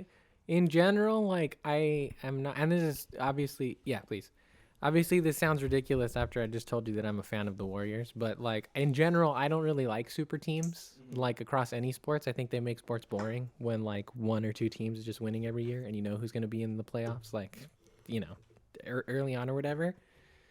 But it happens and it is what it is. And then again, like same thing, like you're not, it's one of those things where like it's easy to like judge when you're a fan of the thing or like not in it or whatever, but like if you're a player, right, and like you get an opportunity to go play for like one of the most well-known, renowned like teams for whatever reason it might be, you want that clout, right? Like you're not going to pass that opportunity. Like when you're playing, it's weird. You want to play with a good team. Yeah, you don't want to be on a shitty ass team. So like again, like it's easy to judge that person for making that move from here to there because of the reputation the Dodgers has, but like if you were in the position, that might be the golden ticket you've been waiting for, you know? Exactly. Like maybe you went into the league because you wanted to play on the most premier team, whatever. Don't go play for the fucking Dodgers. I don't know about baseball, so yeah, forgive me if I'm committing crimes here. But yeah, you know what I mean. Yeah. No, I feel you.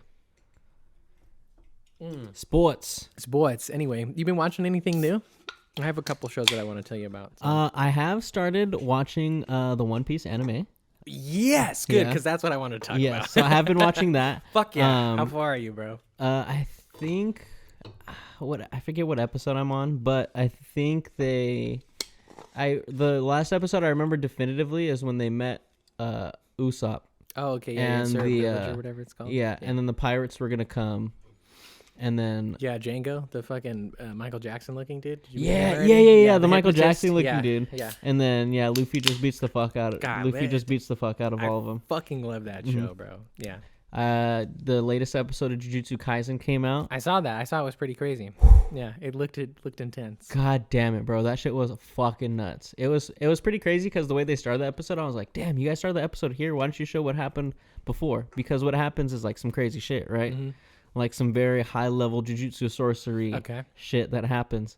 And but then they take you back and they show you the beginning of like the whole fight. And the whole fight is fucking sick. That's cool. And Gojo just goes insane. Goes ham. Yes, but it's also interesting because I was watching that, but I've also been keeping up with the manga, and the manga just hit a pretty insane part, which I would love to talk about, but it's super crazy spoiler, so I don't really want to talk about it, but I do want to talk about it, but I'm not going to talk about it. I don't know if it was the latest issue, but I was in Target the other day, and I saw an issue of the Jujutsu Kaisen, and I also saw Dragon Ball Super in there too. But I tripped out. I was like, I didn't know they sell manga in Target now. That's cool. Wow. I always had to go to Barnes and Noble, like at the very least, if I was gonna get something. They have like when I was a kid, they had like a tiny section of like it was usually graphic novels and manga like squished together in like one little part. Like, oh, these are the same. Yeah, they're not. But but it's pretty interesting that in the same week that one of the crazier arcs that were probably in modern day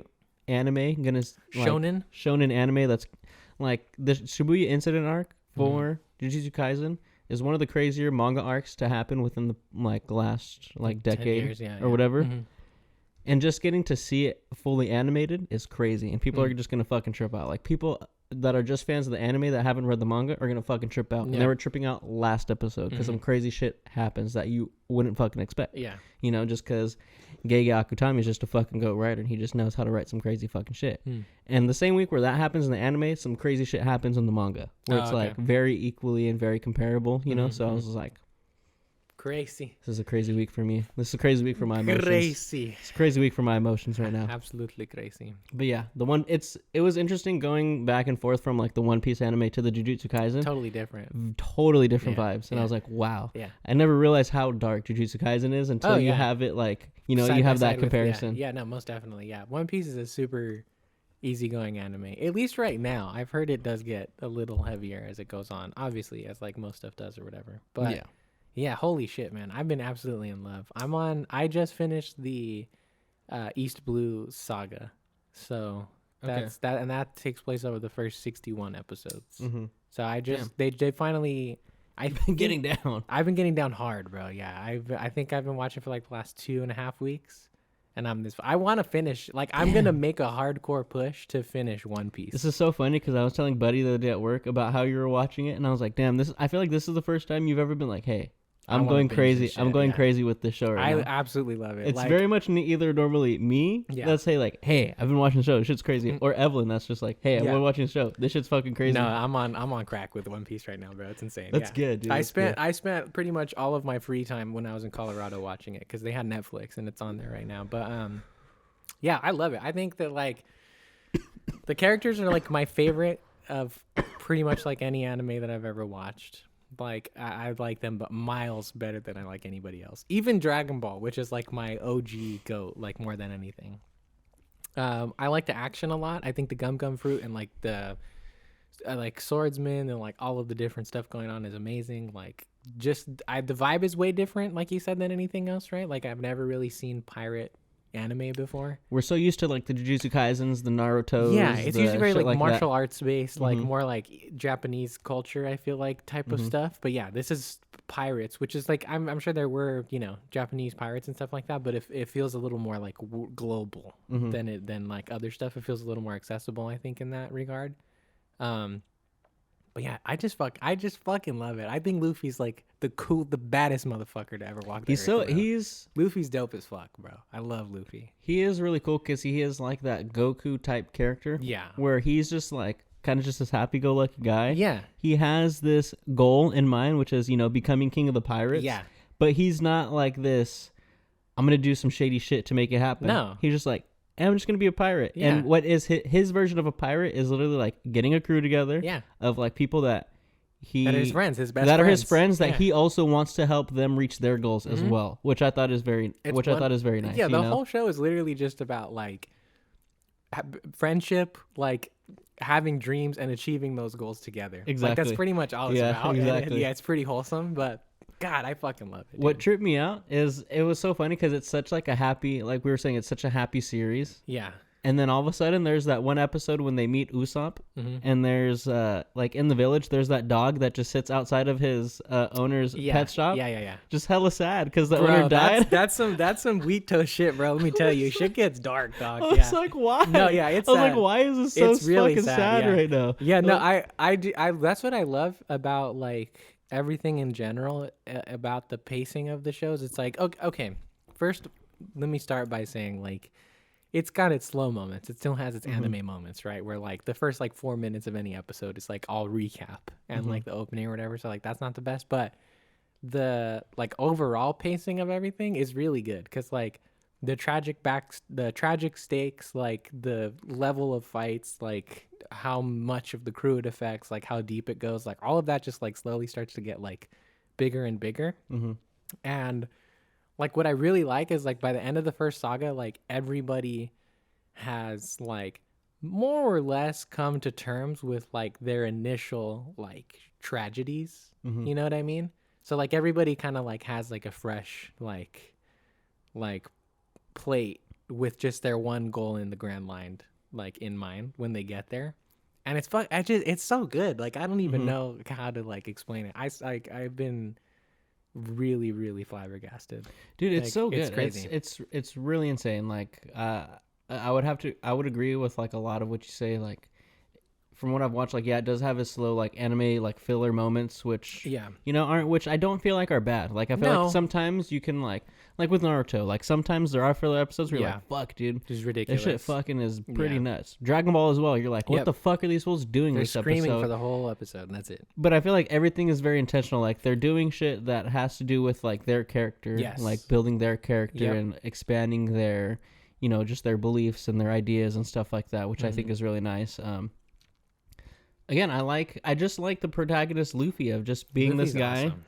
who he's just like, hey, I just want to be king of the pirates, man, and I'm just gonna kind of do whatever it takes. Yeah, and I'm just also just gonna be a good guy. Cause why? Cause the pirates that I know were good to me. Shanks, bro. Shanks, dude. Fuck Shanks is some cool ass dude. Yeah, fuck yeah. Shanks is a cool ass dude. Yeah. Don't know the craziest about him yet. I've just been getting into learning about like, this guy's fucking Shanks. You know? So they have the origin episode, and then I think so far where I'm at, there's only really like one other appearance of him. Everything else is just like Luffy referencing him. Yeah, because I did watch the origin one, right? I did watch the origin one, but I did watch like the live action One Piece. Oh yeah, okay. So that they do the first the East Blue. They stop at Arlong Park, right? That's the grand finale of the Netflix show. Yes, I believe so. Yeah, I'm pretty sure that's where it ends. See, it's Arlong Park, Arlong Park, sorry. Yeah. And you do see Shanks like at the end of that, because I assume at the end of that is when he gets his bounty, correct? The order of things is a little bit different. They streamlined a lot of stuff for the Netflix show, so like they finish Arlong Park, and then he gets into like one other like really fast little escapade that gets him his bounty. It's not the shit. I mean, it kind of is. Like he like he fucks shit up at Arlong Park at the Uh-huh. end, and then I don't know if this character's in the Netflix or not, but there's like a Navy general or Garp? something. No, it's not Garp, because like I don't know Garp yet, Mhm. and he hasn't appeared at all. Okay. That's another one. Also, what's his Interesting. name? What's the purple-haired kid's name? Kobe. Kobe's only in the first like episode or two, Colby. or first like arc, right? Like that first village that they're in where they like find Zoro. Not present in the anime at all after that. Oh, that's right. So Yeah. things are like a little different in terms of the structure from what I understand. But yeah, there's a Navy general that he's like talking with. It's like the dude that oh wait, you haven't gotten to like any Sanji stuff yet, right? In the anime? You're still Usopp? Yeah, I'm still. Yeah, I okay, haven't yeah, met so no, Sanji yet yeah. in the anime. So yeah, this Navy general shows up like when you get to the Baratier, and he is like doing like deals and stuff with or I could be mistaken on that. I might have my characters mixed up here. But one Navy general is basically in cahoots with Arlong and shows up and like takes money from him to like, let shit go under the radar and everything like that.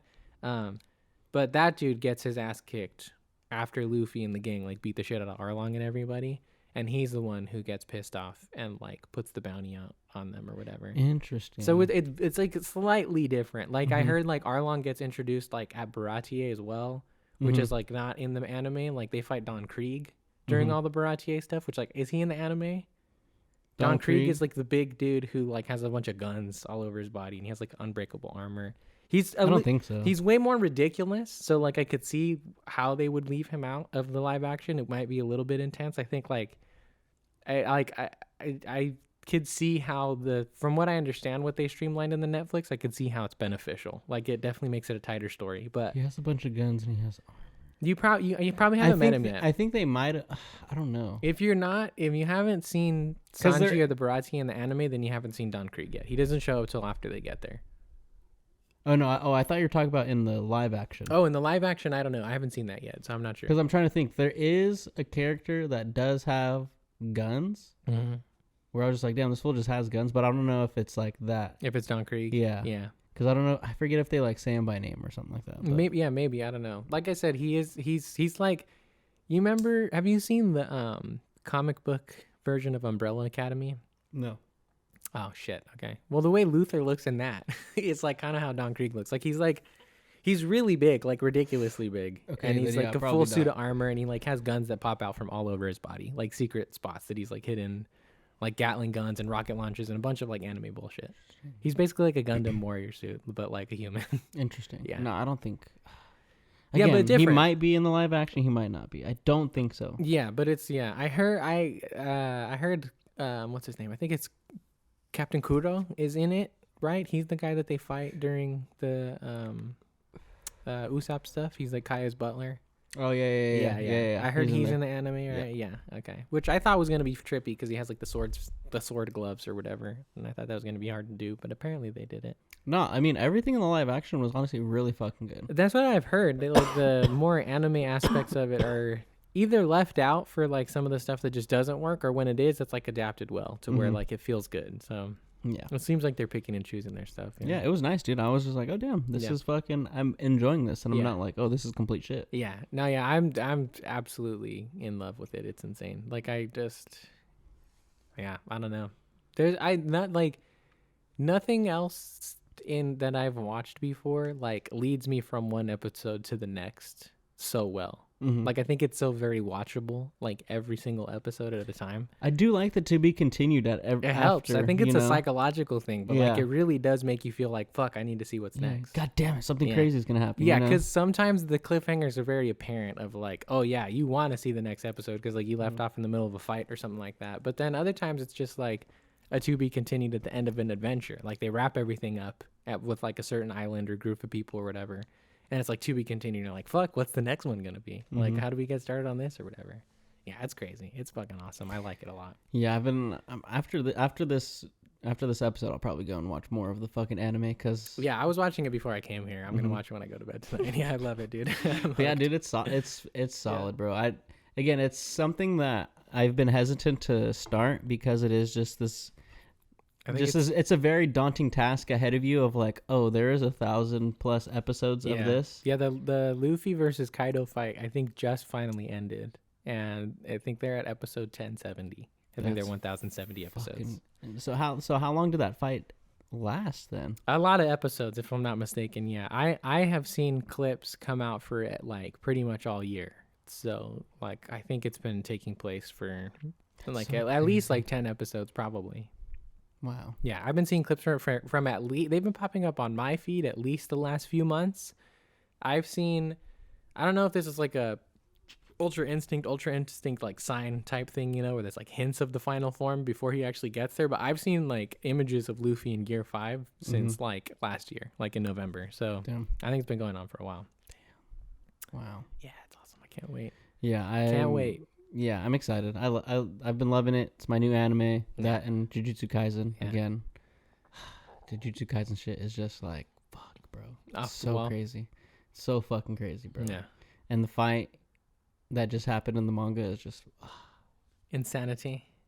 How much further ahead are they in the manga? Like they're much further ahead. Okay. They got like what, another season or two? Yeah, there's like this was like the first like major they obviously had like arcs before, but this was like the first like, oh, this is the Shibuya incident arc, and this is the shit that's going down. Like the big heavy ones. Like the big heavy one, yeah. And you then have throwaway arcs sometimes, and then there's like not throwaway, but like smaller ones that are not as like impactful. Yeah, and then there's like a few after that, because there's like the Shibuya incident arc. There's like the Culling Games, just the whole Culling Games arc in general. Mm-hmm. And are those like fully fleshed out too, like long arcs? Yeah. Yes. Oh, okay. Yeah. So they got a while to go. Then. Yeah, and then within that, there's like you're goaded to like different places and stuff like that. Yeah, so it's like there'll be like a mini arc where you're over here, and then another mini arc that's over there, and those two mini arcs together is like the full combined for it. Yeah. Yeah. How many seasons do you think until they catch up? Like, are they like 1-2 seasons behind? I don't know. I'd have to see where, because if I'm assuming that the end of this season would probably be the end of the Shibuya incident arc. Okay. So I can see them going like, because they did one. This would be 2. Maybe like 5 seasons, 5 or 6 maybe. Okay. Just depending on how much they really go in on like flushing out the arcs from like the manga and stuff like that. Like adapting them. Like, like, are they gonna fully adapt them, or is there shit that's probably gonna be cut out from there because it's still like a TV show? Well, from what I understand, because like I've been diving a lot into like trying to figure out how anime works too, and just like learning about animation stuff and everything. But like, and please, if there's somebody out there who knows this better than I do, then 100% correct me. I just started learning, but from what I understand, usually anime catches up to manga a lot quicker because mangas are a lot more condensed. And what happens and like why you end up with filler stuff is because anime starts to catch up to the manga, and you can adapt a manga in like half of an anime episode because there's only like 15 to 20 pages in a manga, right? So like that goes a lot quicker in a 24 like live action, like not live action, sorry, but motion time frame. So that's why you end up with fillers, because they catch up and they have to space things out so that the manga can continue the story for them to adapt.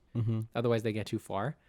So if anything, I would imagine that like the anime is going to catch up to the manga a lot quicker. That like the manga is the thing that's going to have to keep pumping stuff out in order for the anime to stay like tight. You know what I mean? Yeah, but I also think we're nearing the end of the manga. Like I think I'm pretty sure the author wants to end it within if it's not the next year, within the next like 2 years. That's good, because like that was another thing that I was curious about with the live adaptation of One Piece, which was like I was relieved to hear that Echido Oda, he's the creator of One Piece, was apparently wanting to end the manga within the next 2 years, because in my mind that means the anime can wrap up, right? And then also the Netflix show, which has been greenlit for season 2 at this point, can like condense everything into something shorter that works for the time span of like real life actors, because obviously Iñaki Godoy and the rest of the crew are not going to stay like teenagers for the next fucking 10 years like they were in the series, right? So yeah, I think they're in a good spot. Like I if Jujutsu Kaisen stays as short as you're saying too, I think that could be something that they could try to adapt at one point. Because like that's the main issue I think when it comes to like adapting stuff from anime is it's like people, because of the way the time frame works, like within the universe, like Naruto's 12 for fucking 10 years in like real life. You know what I mean? And you can't do that with an actor. So like. Yeah, if something's finished and more condensed, like Jujutsu Kaisen, I feel like that has better adaptability for live action, and like maybe something they could pull off one day. Yeah, I think the other thing that Jujutsu Kaisen has like going for it too is like with Naruto, like yeah, he's 10 for like 10 years, right? Yeah. He's 12 for 10 years, but everything that happens is like within like a few year span, Yeah. and then there's like a time skip. Yeah. Whereas like with Jujutsu Kaisen, everything is happening within like a few months span. So every big thing that's happening happens like fairly quick. Yeah. Like So they could just like film each like season theoretically like back to back to back, and then that would all just be like one thing or whatever. yeah. Yeah. We'll see. But yeah, that's the one that I was just like Tripping out on. Yeah, I really hope that like One Piece has truly broken the curse for live action adaptation stuff, because for one, I'm really excited about Avatar still, and it's coming from the same studio, right? It's Netflix, so that gives me hope for that. If they knock that out of the park, dude, then like just start doing everything if they can really do it, you know? Like I don't want them to necessarily overdo it for the fact of like, does everything need a live adaptation though? it doesn't matter. It's going to happen. Now that One Piece is as successful as it was, you can bet your ass you're going to get another run at practically every other shonen like anime that's come out. Like in the next 10 years, you're going to at least see attempts at Dragon Ball and Naruto for sure. For live action. Calling it right now. There's no way. With as successful as it has been, there's no way Netflix or any other studios, just purely for the idea that they think they can make money, are not going to try to adapt some more shit. It's going to happen. But do you need it though? That's the thing. They're going to do it regardless, but it's like, do you need it? Actually, okay, here's what I'll say. It depends on how well the team can do it, right? Because I think you and I can both agree that anime is too long, right? Sometimes it works, but for the most part, filler stuff is annoying, and like it just takes too long and pacing gets fucked up. So I could see it being not necessarily something that's better than the anime, but something that stands next to the anime as like almost like a Kai. You know how like Dragon Ball Z did Kai eventually, and they like shortened everything, just streamlined stuff. I could see them doing that with things, right? And being like, okay, you don't maybe have the time to watch like thousands of episodes or something, or hundreds of episodes or something. So here's a condensed thing that you can watch that's live action, that's still true to the spirit of the franchise that you know and love, or maybe are interested in, but is just a little bit more easier to digest. Yeah. I would be down for that to be in the world. I'm not like a big anime enthusiast, hardcore. Again, my journey into this stuff is like very early. But from where I'm at right now, I could see that being something that's like cool to have in the world, you know? Because like a lot of people, myself included, have jumped onto the anime because of the live action, right? So if that's something that even just boosts interest in the original source material, and then even further, maybe people start reading manga and stuff like that, you know, then that's beneficial. I would say so. Yeah, that's true. Yeah, that's what I was thinking too. Like right now when you were saying that, like, yeah, like it's good.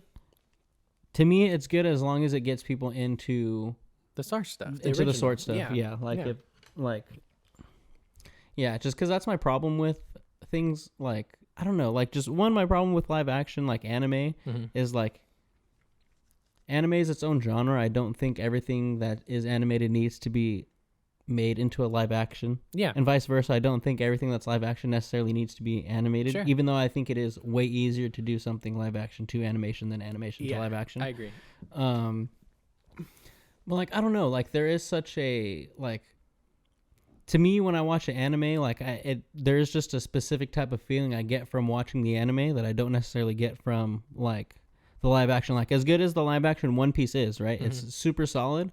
I do feel like just there is something about just watching anime just for the sake of like that's the genre, that's what it was intended for. You know? 100%. Yeah. Like, so I don't know. Like I'm in the field like I don't need to them to be like, hey, next year we're coming out with the Dragon Ball fucking live action. I'd be like, fuck, because again, another thing to me is like the appearance of the characters is like a big thing.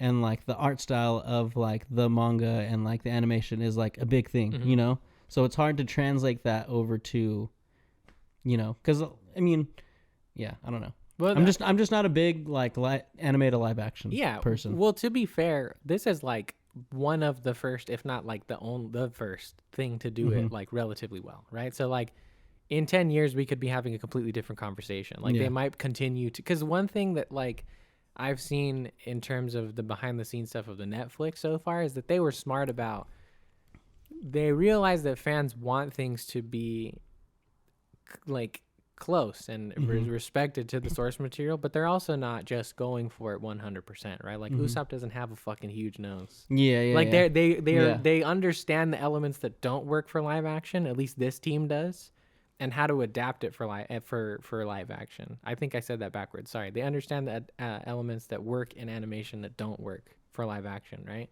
So as long as you have a team that understands that, I think that's the main thing. Because like otherwise the stories are what they are. You're not going to get a different story for the most part, right? Like if they made a Dragon Ball anime, depending on where they started, you'd either get like Kid Goku versus the Red Ribbon Army, I would assume, or you would get the Saiyan saga. Yeah. Right?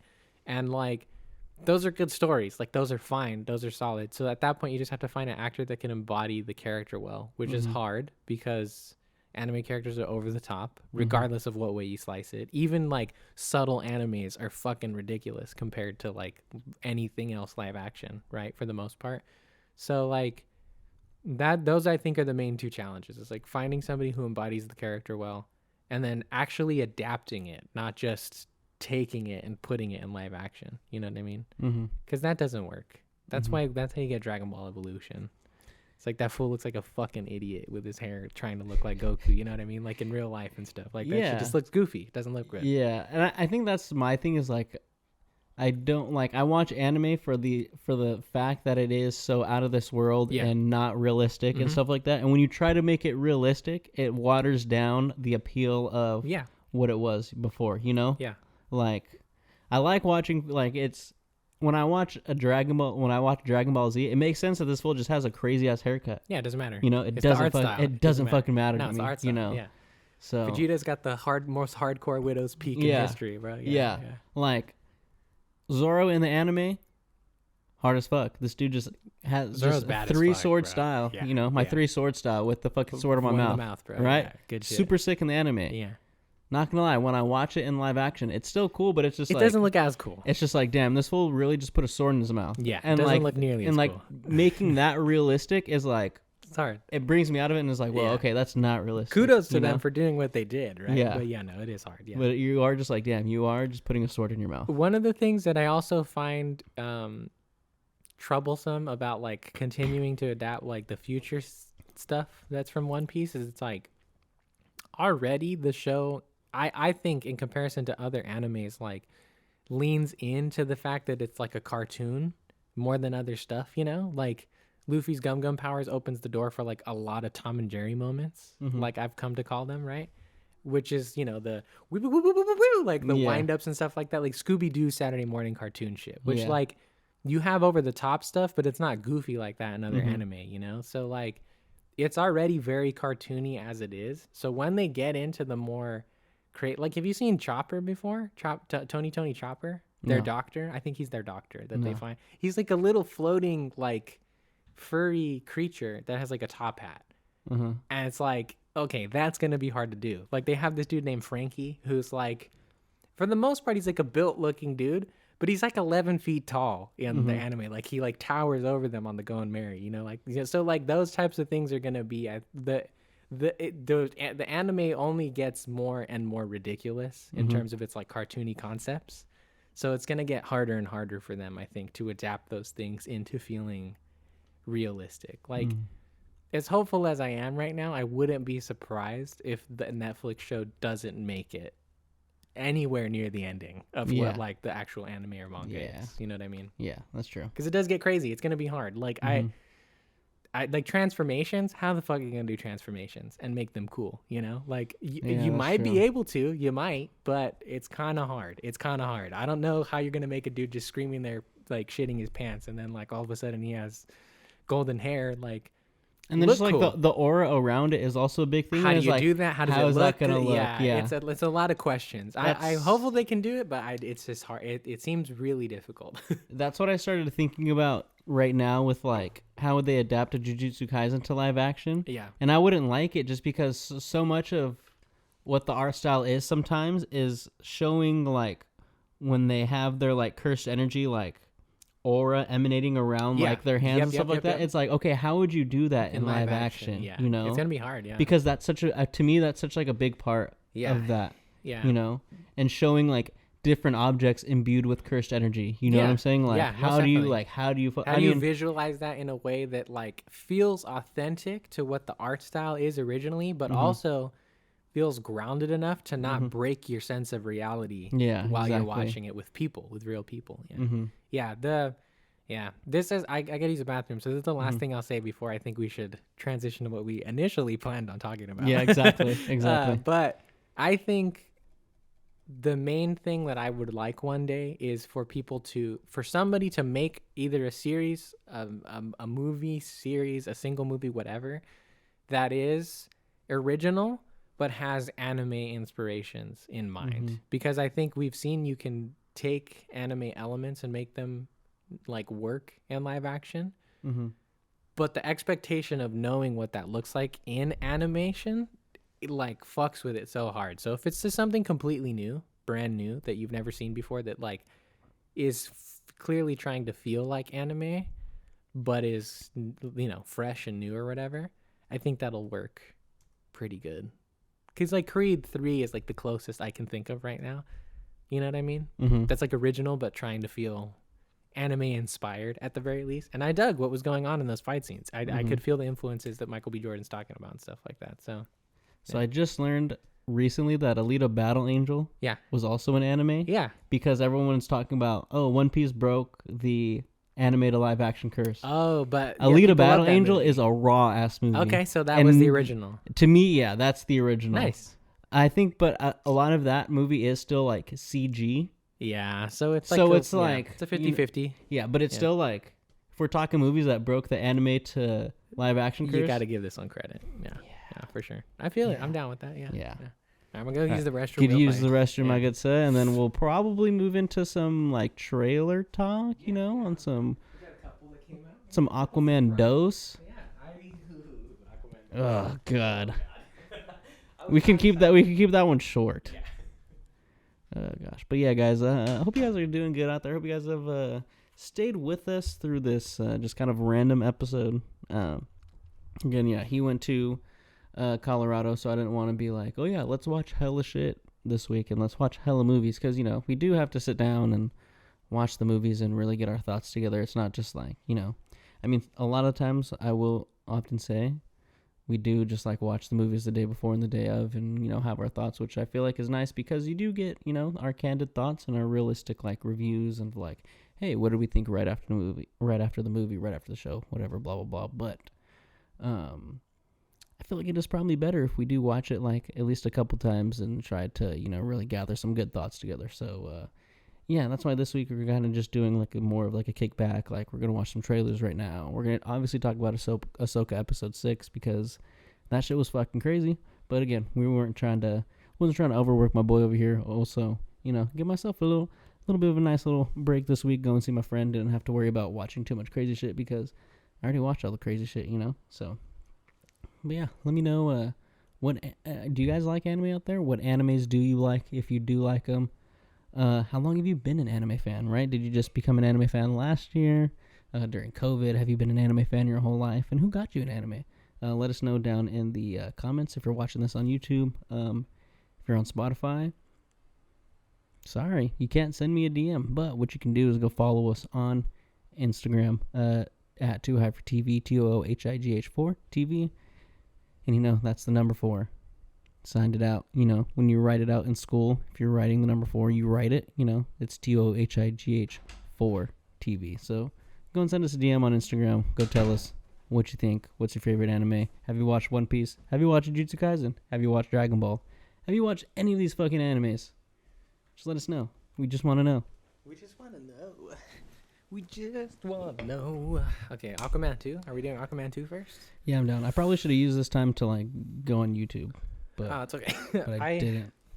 Oof. Yeah, I saw this trailer in sorry, not YouTube, in the Instagram box format. That's it. I haven't actually watched it on YouTube yet, so. Oh, I've been watching fucking Mortal Kombat 1 videos, dude. Oh, it looks so good. It does, dude. It does look pretty good. I think I do want to get it, but I'm thinking I might wait till it's gonna probably go on sale for like Black Friday or Cyber Monday in like a month. Probably. So, what was the most recent one? Oh, I was watching this video right here. Oh, crazy! That just pops up right here. I was watching that on my phone. Oh and it yeah, just popped up. yeah. I tripped out on that earlier. I think this year too. Yeah.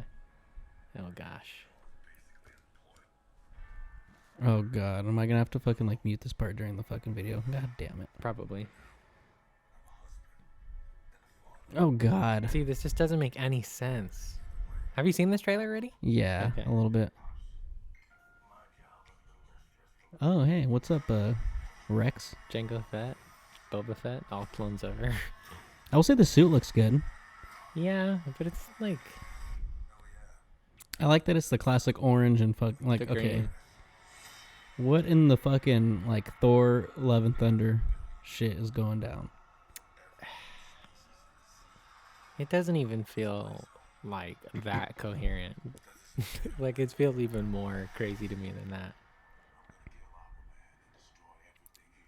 I'm gonna be the villain of the movie for a second time. Yeah, we already did this. Nobody cares about his family, so if you kill them, nobody gives a fuck. We don't know who they are.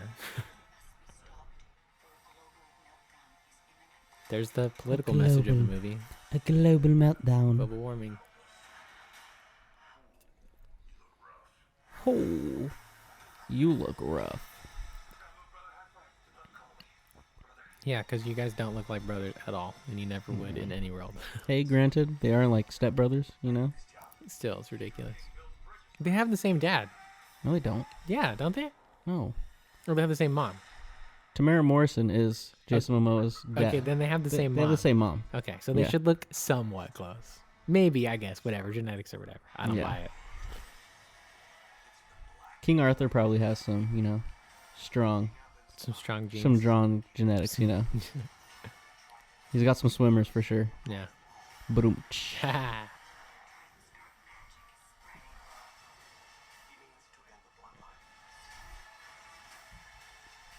He's gonna kill the baby.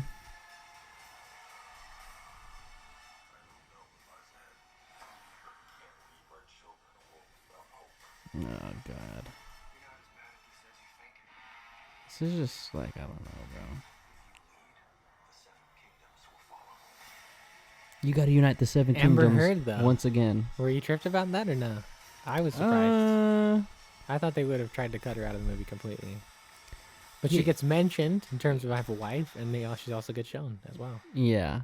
I think it's just, it would probably be too hard to just cut her out of the movie without All the way. yeah. Yeah. having to like really redo some shit, you know? For sure. So, yeah, guys, we're not watching them right now. We're I might going to watch them react later. to a reaction Yeah. video. We're gonna react to this reaction video. But yeah, that was Aquaman 2 trailer. If you're watching the video, I'm probably gonna have to cut it out just because there's music and shit in there. And That's on what YouTube, we're mostly talking shit. yeah, the whole on time YouTube they don't anyway. like that shit. But yeah, this is a review of the Aquaman 2 trailer. Yeah, man, what did you think of that shit right after you watched it, man? Here's what I will say. I think that visually it looks pretty cool. I like a lot of the designs that they have for these underwater creatures. I think that we're gonna get to see some dope ass eye candy for sure. I don't think anybody else, even DC fanboys, give a fuck about Aquaman. And not even just in general as a character, but like Jason Momoa's version of the character. Not because like he's bad at portraying him, but because he has like zero character development. Aquaman 1 is fucking boring.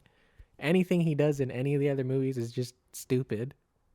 Like throwaway bullshit. Like he just shows up to be Jason Momoa like, I'm cool guy. Yeah, And that's it. So we're like, gonna write you some funny lines that aren't really that funny. yeah, so I just don't know why we have a sequel. I don't know. The plot that they're setting up seems very like just basic. Yeah, it seems like it's taking some like maybe a little bit of Ragnarok inspiration, which like with like this whole, they're a little zanier on the art style. Things are crazy. Oh, I gotta find my brother that was a bad guy in these other movies, and we're gonna actually team up this time to like protect the family. Like I don't know.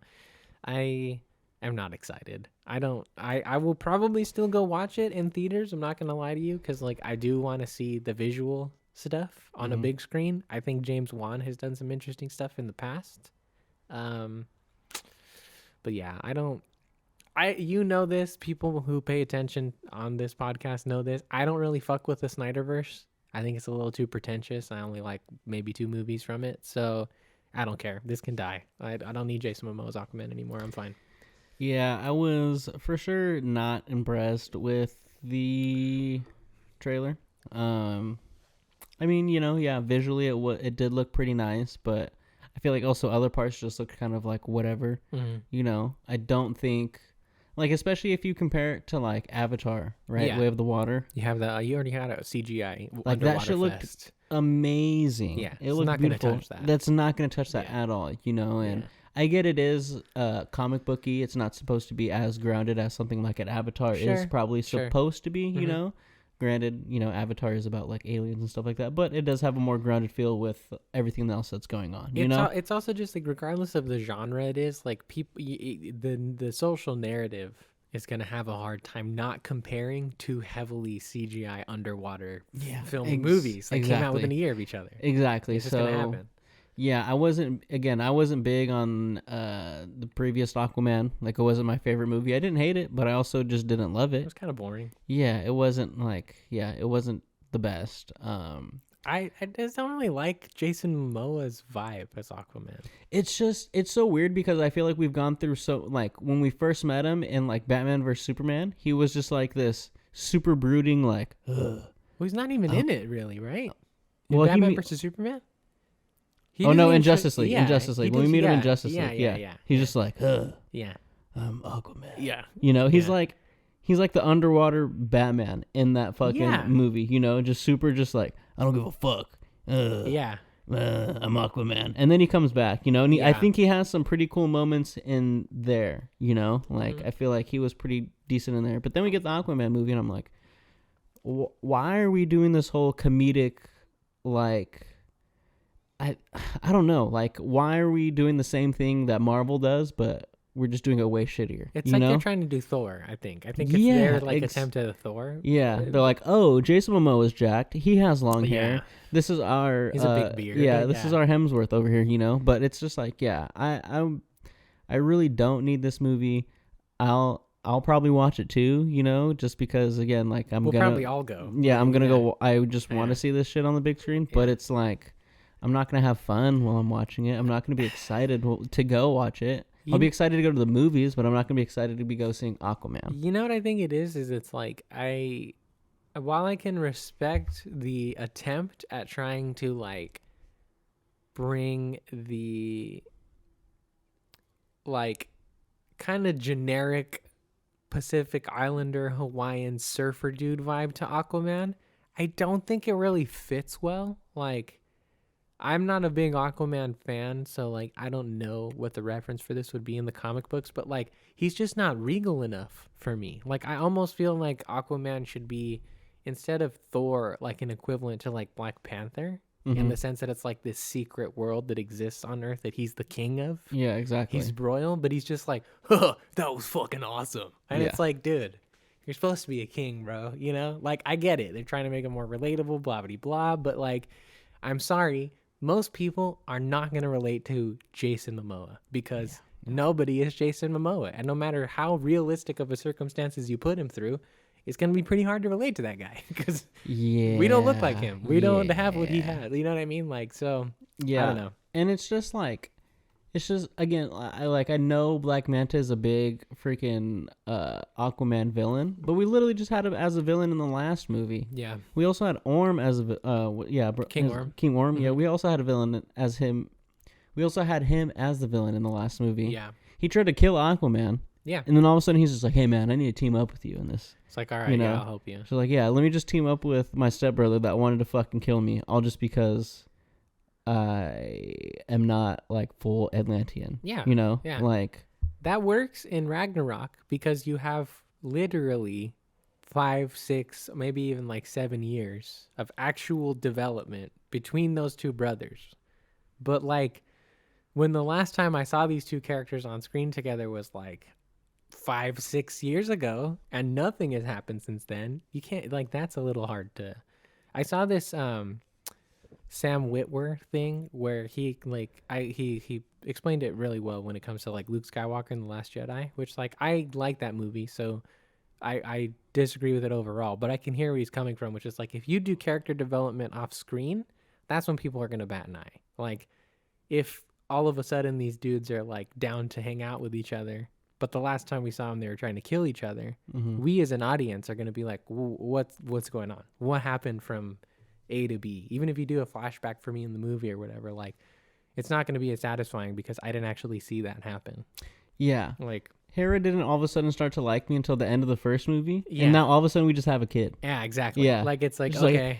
And I feel like that's such the generic like sequel movie thing of like, oh hey, I have a kid now. Like Yeah, like it works for something like Incredibles, right? Because like Incredibles is about a family of superheroes. So even Incredibles isn't just like, hey, we have another kid now. It's just it's like now it's about dealing with the kids and in particular the baby, right? Yeah, exactly. But yeah, it's just I don't know. I don't like it. I am not excited for it. I unfortunately will still go give it my money because I do want to watch it on the big screen. But otherwise, Aquaman gets like a 4 out of 10 for me in terms of the trailer. Maybe even like a 3. Like there's some things visually that I find appealing about it, but otherwise, I don't give a fuck. That shit's probably a stinky 3 for me, bro. Yeah, like, just it's pretty bad. Probably the lowest rating I've ever given anything on the podcast. I will give to this trailer. Yeah. What do you feel about? Have you seen the reports that test screenings people are literally just like getting up and like walking out? I could imagine. It looks boring. I don't know what the movie's about. Like, they want to kill Aquaman's baby? Okay, I don't care about that baby. They want to end the bloodline. Like, what do you mean they want to end the bloodline? Like, I think that's the thing that they're, like, missing, right? Is it's like, you can't have this high-stakes story about destroying Aquaman's family if we as an audience don't give a fuck about Aquaman's family. Like, nobody gives a shit. I don't even give a shit about Aquaman. Like, if they burn down his childhood home and Tamara Morrison dies in this movie, am I going to be sad? Yes, but I'm not going to be sad because he's Aquaman's dad. I'm going to be sad because it's Jango Fett. Exactly. Like, I don't give a fuck about this world. Like, you can't give these stakes all of a sudden and be like, care. It's like, nope, sorry. You lost me. I'm not there. It's just like, it's literally just like, hey, I have a baby. Oh, they just want to kill this baby, so that's why you have to care. Care about the baby. Yeah. And you're just like, you're like, fuck, here's the thing. Fuck them kids. Yeah. I don't care about fuck that baby. Aquaman, like, fuck where Chimera. did this baby just came out of nowhere? Yeah. Like, the type of stakes that they tried to set up are just not right for the build up that they have for this universe, I think. It baffles me that they were like, okay, let's go forward with this movie. But they're like, hey, we have this whole Batgirl movie that's finished, and we're just going to cancel that, and we're just not going to put this out. Yeah. You know, which I was just trying to think about it. I was just trying to think about it logically, like, oh, well, you know, Jason Momoa, you know, you probably want to go see, people would probably want to go see Jason Momoa over Batgirl, which would agree. I would probably agree. People would. General audiences would. But in the Batgirl, you also have Michael Keaton as Batman in Batgirl. Yeah. I would like to believe that would probably draw more audiences than a Jason Momoa Aquaman. If you're like, hey, here's this Batgirl movie and also Michael Keaton Batman is in it, I'm for sure being like, oh, I'll go watch that way before Aquaman. Sure, yeah, I could see it. I'd watch, if I had to pick a movie to watch and a movie to wait to go out on streaming, it would for sure be Batgirl. I would go and watch in theaters, and I would for sure wait for Aquaman. Go on streaming. Here's my thing about the Batgirl movie, like just quick little sidebars. It's like, it is unfortunate what happened. You never want to see like a project that's that far along, like pretty much done at that point. I think it was done. Right? It was done. Yeah. You don't want to see that get shelved, right? But I think the fact that it did get shelved, people have like this mentality that like, oh, you fucking shot down the potential of such a great movie. We don't know what the fuck that movie was going to be. That movie could have been hot fucking garbage. Probably would have, because it was produced by the same studios of all these other movies that have been coming out. But it gets this like higher level of recognition because it didn't get its chance, Mm-hmm. which again is unfortunate. But like Michael Keaton didn't save the Flash, No. which means he probably wouldn't have saved Batgirl if it wasn't good already. He didn't You know save the what I Flash. mean? He was fucking great in it, though. He was, but he didn't save the movie. You know No. what I mean? So like I'm not that like, I think to me, like, if I'm setting up a new universe, yeah. I would rather take a chance on something that has the potential of growing in that new universe than put out this movie that I probably know is fucking hot garbage, and that's also not going to mean shit in the grand scheme of things. Yeah, okay, so like on a fan level, I can understand that. On a studio level, I understand why this is happening because like Batgirl already had things going against it. People were already not down at the fact that like I'm pretty sure it was a person of color who was playing Batgirl, right? Yeah. So like in today's climate, it already had things going against it, right? Everybody fucking loves Jason Momoa for whatever reason. So He was on Baywatch. that's a more easy cash grab than Batgirl is, regardless of the quality of the movie. So if I have to put my business hat on, I understand why what's happening is happening. But as a fan, sure, I would probably rather give a chance to Batgirl before I want to see Aquaman 2. But like that, you know what I mean? Like that universe is burning already. So WB knows we're going to make more money off of something that is more closely tied to the Snyderverse than we are something brand new that already has some controversy around it. This movie already does have controversy around it. This one does? I mean, it has like negative initial reactions, but like I wouldn't call that controversy. You also have the Amber Heard stuff. That's true. Yeah. You That's know? yeah. But that's like, I would say the general consensus is that like most people have been goaded into believing like through memes and stuff that like Amber Heard's just fucking crazy, which like she might be, she might not. I don't know. I don't know her personally, so don't know. But for the most part, like people are probably, I don't think it's as hot of a topic to say, oh, we cut more of Amber Heard out of this movie. You know what I mean? Yeah. Because like the general consensus is already like, oh yeah, Amber Heard was kind of crazy or whatever. So I will say, like, I am interested to see in how much of the movie she is going to be in. yeah, You know? I could see her being in like the beginning, and then maybe they kill her off, like as an early like stake setter. You know, like oh, Aquaman's family's in danger. Mara died. Yeah. Because then they don't have to deal with her for the rest of the movie. It could be like have her give like a heroic moment at the end. She like defends her baby in Aquaman or something. I don't know. Whatever. But like that's what I see her being in it in that capacity. Yeah. Yeah, I don't know. I'm pretty not down for this movie. Yeah, I don't care. Yeah, I do not care. This is for sure a movie I did not need a sequel Don't for. need it at all. Yeah.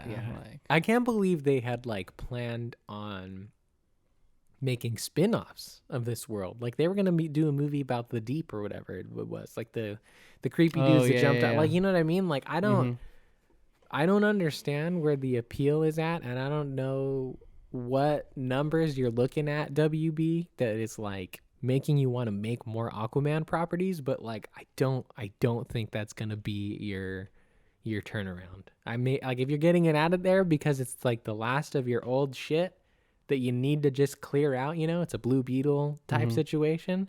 I get it. It is what it is.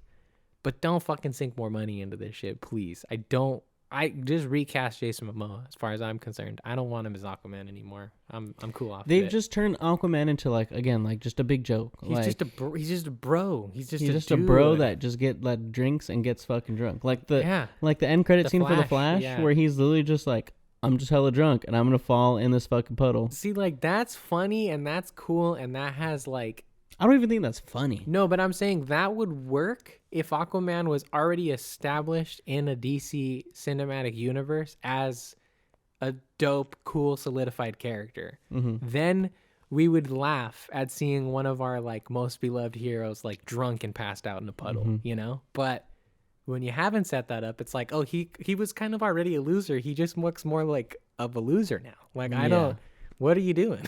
you know? Yeah, it's ridiculous. But yeah, Aquaman, go watch the trailer if you want. Don't do it. Don't watch it. Wouldn't recommend it. I would recommend you saddle up for this next trailer because I think this is gonna be way fucking better. Ooh, yeah. Have you watched this trailer? I don't think I've watched this trailer. Okay, this one I've seen. It's that one right there. It doesn't show as much. Definitely a little more lean. My name is Percy Jackson. My name is Percy Jackson. Yeah, if you couldn't tell. You could say that. Bad grades, bullies, all the normals. But I want to beat him up. There's some stuff that's maybe not so normal. Interesting. Did you ever read? the I Percy Jackson book? never read Percy Jackson, but I watched like The movies. The movies, yeah. The Logan Lermans. Yeah. Yeah. But it's been a while since I've watched those though, so I might go back and watch those. They're garbage. Yeah. Lance Reddick. Lance Reddick, yeah. Makes me sad. So nuts, dude. He's Zeus, right? Mm-hmm. Things have changed. This is all developing a lot faster than we anticipated. Over, why is there half a goat in your pants? Damn. So the important thing is not to panic.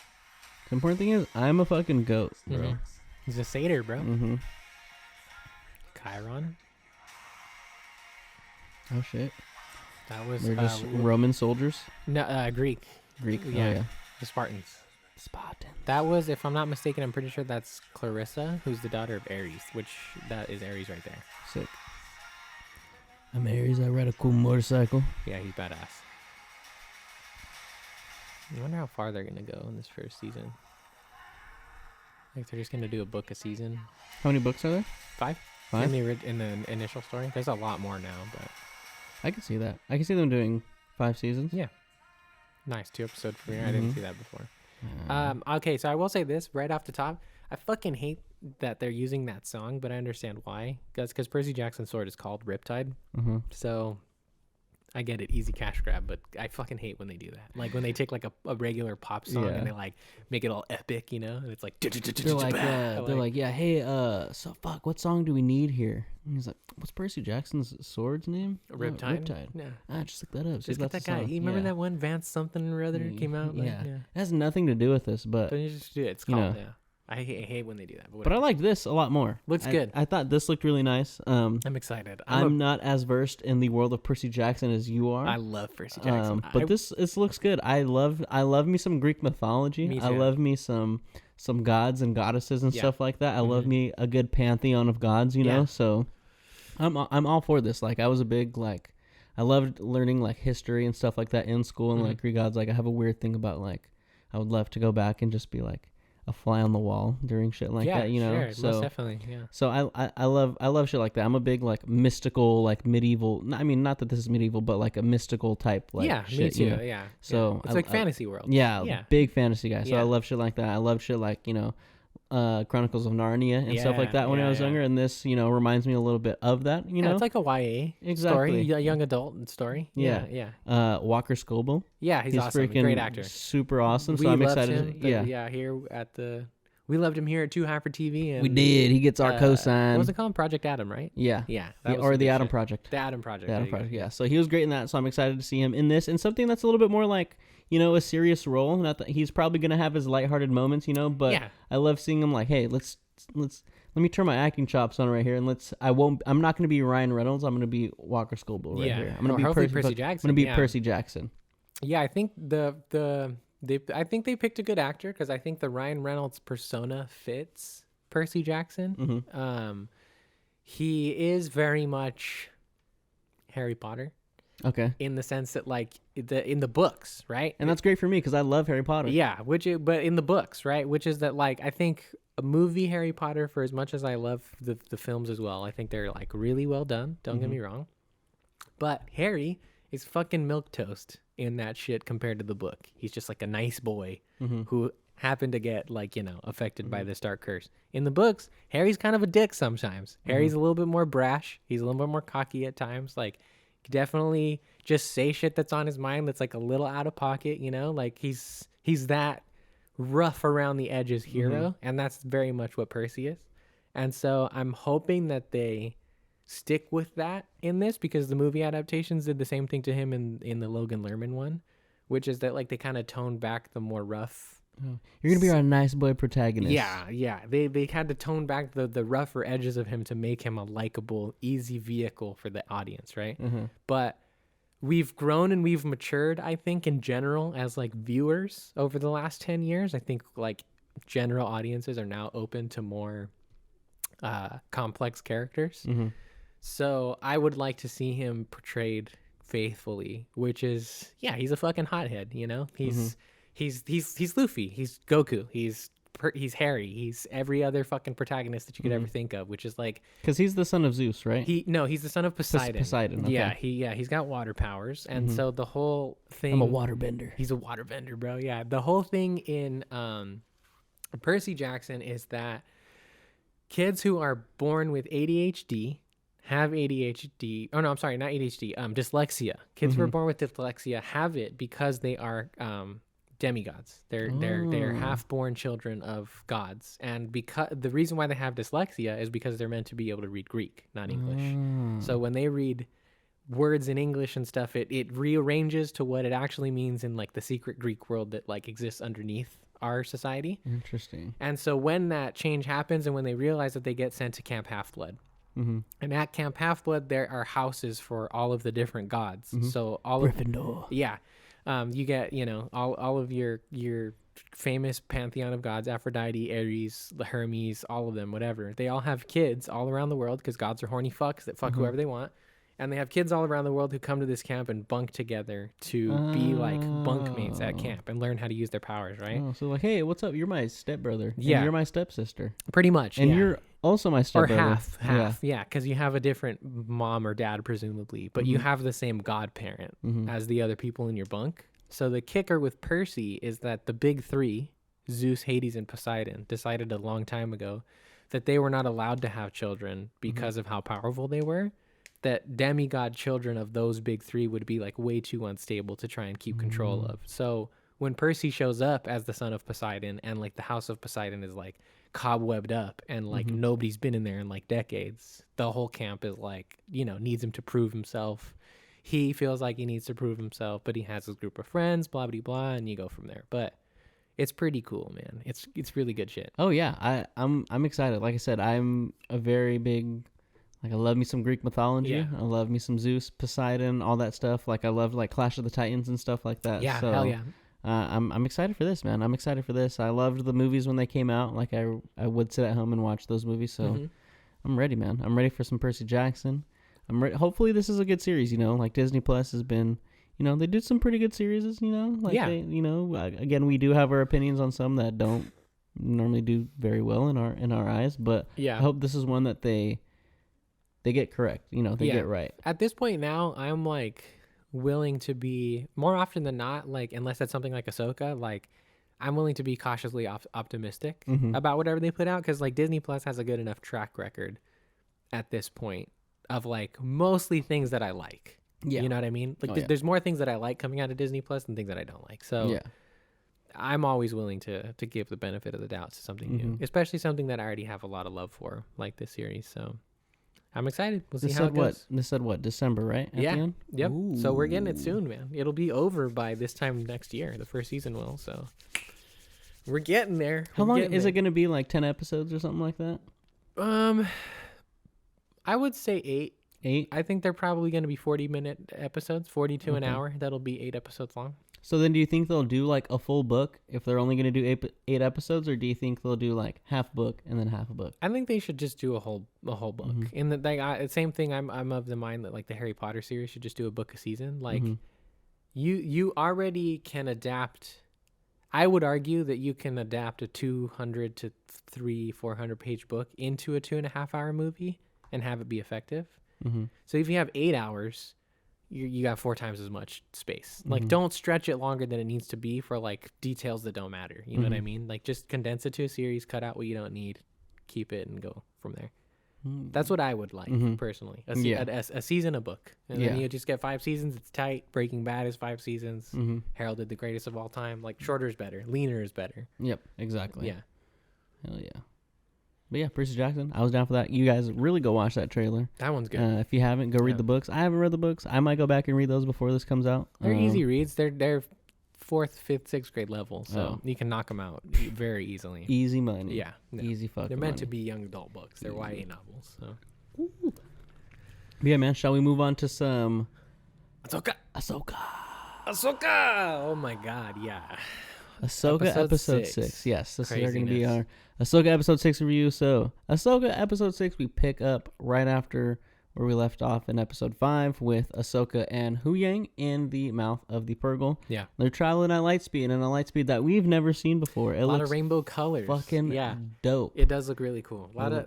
Sick. The main thing that I noticed is like, it looks pretty similar, right? It's not like miles different than like what you're used to in hyperspace, but like Different enough. The scope of it feels larger. Mm-hmm. Like it doesn't feel the tunnel of hyperspace doesn't feel nearly as narrow as it used to in ships. And there's a lot more color.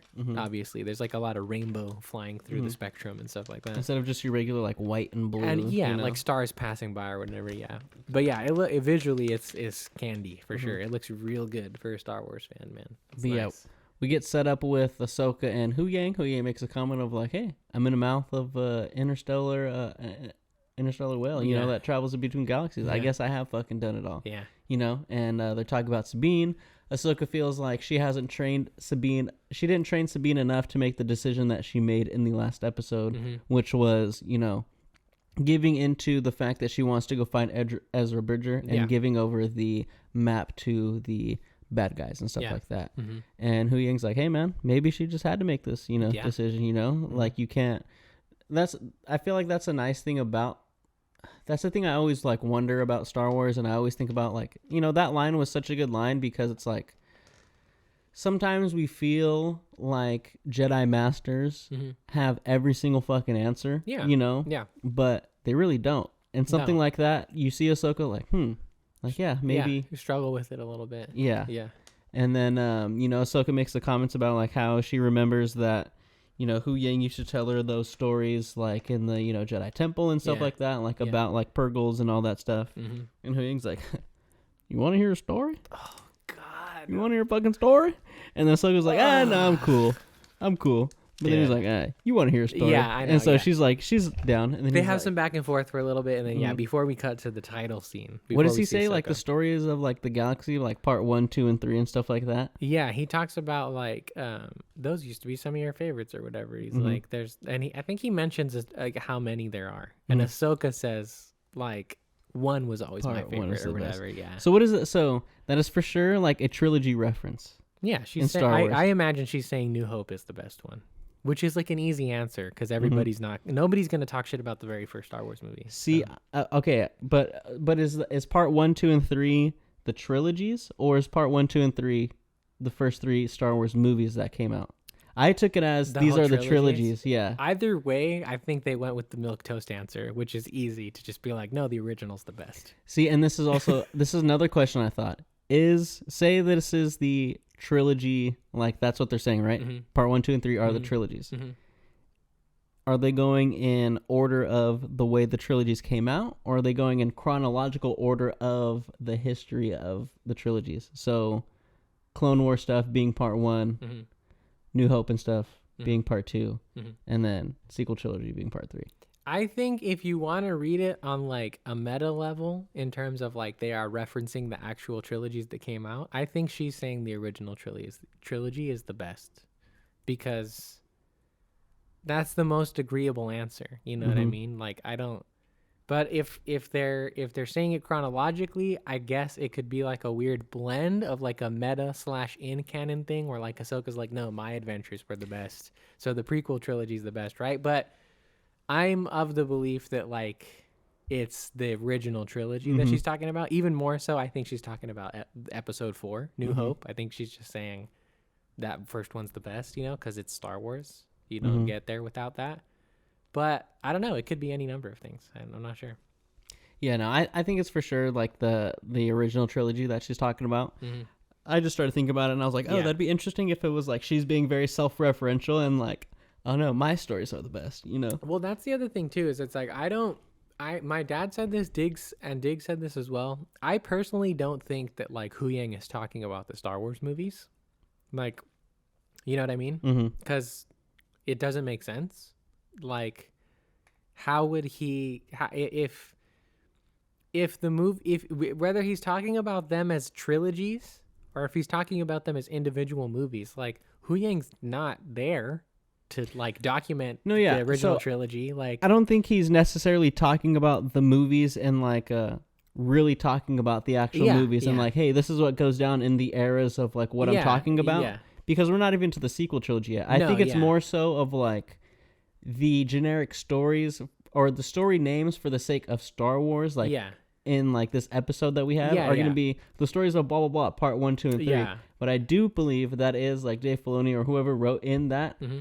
trying to be like, oh, let me reference the trilogies in this very Yeah. vague way Yeah. where only real Star Wars fans are gonna Yeah. pick up on that. No, you yeah, know? I agree. That's what I'm saying. Is like I think it's a meta reference. I don't think Hu Yang literally has the Star Wars movies like cataloged in Yeah. his memory. No, yeah. You know No, what I mean? no, Yeah. no, no. I think it's a very meta reference for sure. Yeah. Yeah, because that's what I'm saying. Is like my dad and Diggs were both going back and forth in the when we were talking of like, damn. So what? Hu Yang just knows all the Star Wars, and I was like, no, he doesn't. That makes no sense at all. Like No. within the canon, it makes no sense. Like No. it's very clearly to me just like a meta reference of like, which one's the best? Yeah. Like yeah. But then it makes me wonder, like, in them writing that reference, what are they labeling 1, 2, and 3? Yeah. You know? Yeah. Like, what do they have in mind of, like, being part 1, 2, and 3? Again, I'm of the mindset that it's the original trilogy, even more so just the original movie, because I would also imagine that like that's the answer Dave Filoni would give.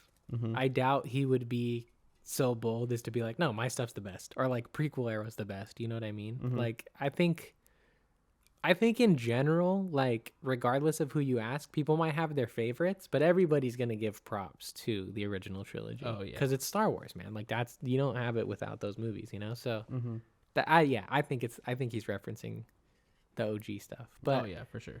but yeah, but all of that pre-talk leads up to like one of my favorite lines ever spoken in Star Wars, which is we finally hear the tagline that we've seen for fucking 50 years at this point spoken out loud. And Ahsoka gives in after their little banter, and she's like, you know what? I think I will take one of those stories, right? And Hu Yang fucking, all right, very well.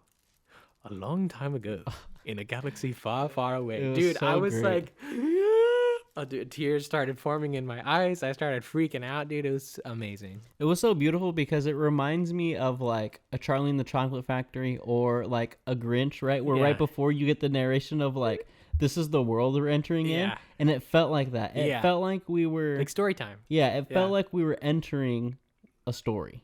Most definitely. Like, It was right pretty away. epic. Especially because they do feel like narrators in a sense in this episode, because you don't see them again. No, you don't at all. They're only in the intro, and that's it. You don't see Ahsoka, you don't see Hu Yang. We cut to Sabine and her run-ins with finally, Thrawn and the hidden remnant of the Imperials. His entrance was so fucking Pretty epic. sick. I Yeah. was watching it again today, and I had my headphones on. Yeah. And the music is fucking Scary, bro. ridiculous. Yeah, it's awesome. so scary, Yeah. and like you It's have just these. menacing. It's menacing. You have like these very loud, big, like I don't even know, like these drums that are hitting, Yeah.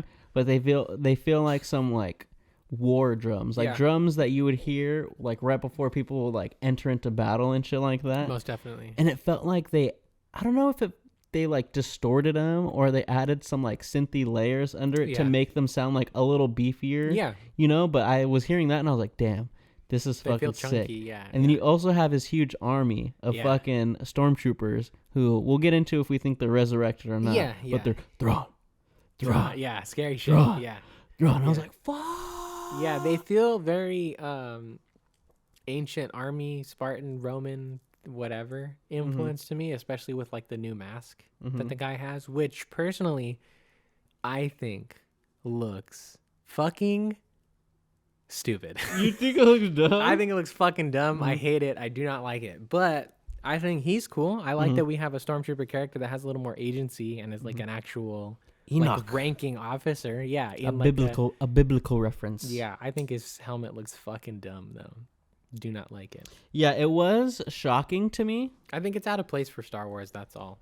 It does. This was the most, like, aside from, like, the sword fighting and stuff like that, like, this was a very, like, Japanese, just very Japanese reference. Yeah. Because that has a specific name to it. I forgot what it was called. Yeah, it's a process that they do in Japan where, like, when... They mend stuff with gold. gold and stuff Yeah, like that. and Because it's supposed to represent, like...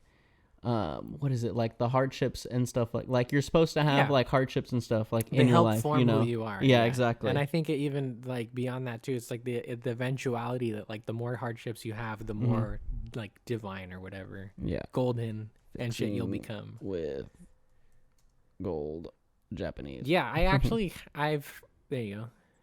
Yeah, it's called Kintsugi? kintsugi. Yeah. A Literally traditional gold repair seams. method and takes broken or chipped parts of but there's like a bigger Yeah, I actually was excited to see that because I had reference of this technique prior. Mhm. I had already heard about this, so to see it, I was like, "Ooh, that's a cool idea. I see what you're going for, Dave Filoni." hell yeah. It's a metaphor for embracing your flaws and imperfections. Yeah, You won't realize your full potential until you go through the tough times. it's a good metaphor. It's a Hell good, yeah. it's a good art practice. I like it. Exactly. But it's also like it's interesting cuz it's like it makes me lean towards that his army is an undead army and they've been resurrected with like Night Sister Magic and stuff. magic and stuff because one, if you're going for that reference, right, like we're putting things back together. Like they've obviously the armor's been destroyed, so you had to put it back together. Yeah. And I think they're just all an undead army because they're all like chanting Thrawn, Thrawn, Yeah. Thrawn. They sound way different than any other stormtrooper we've ever heard before. Yeah, at You least know? the main guy does, right? Because he's got like a distorted voice. Yeah. Yeah. And we obviously had Merrick in like a couple episodes before. We He see- was obviously someone that Yep. was resurrected with Night Sister magic Yep. because he like burst into this green gas that we've Yep. never seen Yep. before. Mhm. And it just also makes sense because if we're on the whole home world of the Night the Sisters. Dathomiri's Yeah, or whatever, Yeah. and you have the Great Mothers that are there, Yep. it makes sense that they were able to do something like that, like Yeah, like- resurrect like a yeah. full ass fucking army. Yeah. Mhm. Yeah, I could definitely see it as a possibility. I think as exciting as it is, like zombies for one is not something that I need in Star Wars, even if it has a precedence in like the Star Wars lore that it is. But for two, and for me more importantly, I like the idea that there is finally a batch of like good stormtroopers that are actually badass enough to like survive under the rule of Thrawn, who's like just the ultimate commander, better than the Emperor. You know what I mean? So like, I personally like that idea a little bit more because I think it would be cool to see threatening stormtroopers for like arguably the first time ever. Like stormtroopers have been cannon fodder since the second they set foot on screen. So like, They're always hitting their head on shit. Yeah. They're missing all their shots. yeah, they're a fucking joke. They're just stupid. They're dumb. The stormtroopers are fucking idiots, right? So like, I like the idea that Thrawn has been able to keep this batch of survivors alive this entire time because of like how good of a commander he is. I also had like a slightly different read on like putting that like artistic reference in there, but that's because of like what I remember from the books, which is that Thrawn in the books, one of his big strategies is that he studies the art of a culture in order to understand how to destroy them, because in Thrawn's opinion, like understanding a culture's art gets you to the heart of who their people are, and in turn you can find like their biggest weaknesses. So I thought that was like a fun reference to the fact that like Thrawn pays attention to like the many different aspects of like a culture rather than just like a military focus, you know? But yeah, I mean, if they turn out to be zombies, I'm down with that. If they don't, I'm also down with that. Like, I'm just down with this show in general. I really like this episode a lot. I really like Thrawn's reappearance. Yeah, I would just like them to be like reanimated, like with Night Sister magic, because I think it just deepens the lore and it also adds like a sort of menacing scale to their power of like, oh shit, they can just resurrect this many fucking people, Yeah, you yeah, know? And like it's a difference if it's just like one person or like like a small group, but like, damn, they have some pretty large numbers With the whole here. army, yeah. And if they're all resurrected, that's pretty fucking nuts. to me. Yeah, that also leaves open the door for like if they run out of time or if they like run out of money and they don't want to show like a whole sequence of them fighting an army of stormtroopers, they just have to kill the Night Sisters and the magic would presumably disappear and the stormtroopers would fall, you know? Very like Phantom Menace-esque, where like the droids just stop working when they blow up the mothership and stuff. Yeah. So they could go that route too, and I could see that. I'd be down for that. Yeah, and also like giving his stormtrooper like the name Enoch, because I was watching a lot of videos and they were saying it was a biblical reference. I was like, all right, I gotta do my fucking research on this. So I looked it up, and Enoch in the Bible was someone who was just very devout to God and like really believed in Him and was just always like truthful and like, nah, God's got my back. Yeah. I don't got to worry about this. And so God was like super pleased with him and like made him live for super long. He lived for like 365 years or something like Oh, that. dang. Had a hella kids. Yeah. And then it said in the Bible that one day he just like pretty much transcended into heaven. It said that like God took him, but he never actually like never stated that he like died.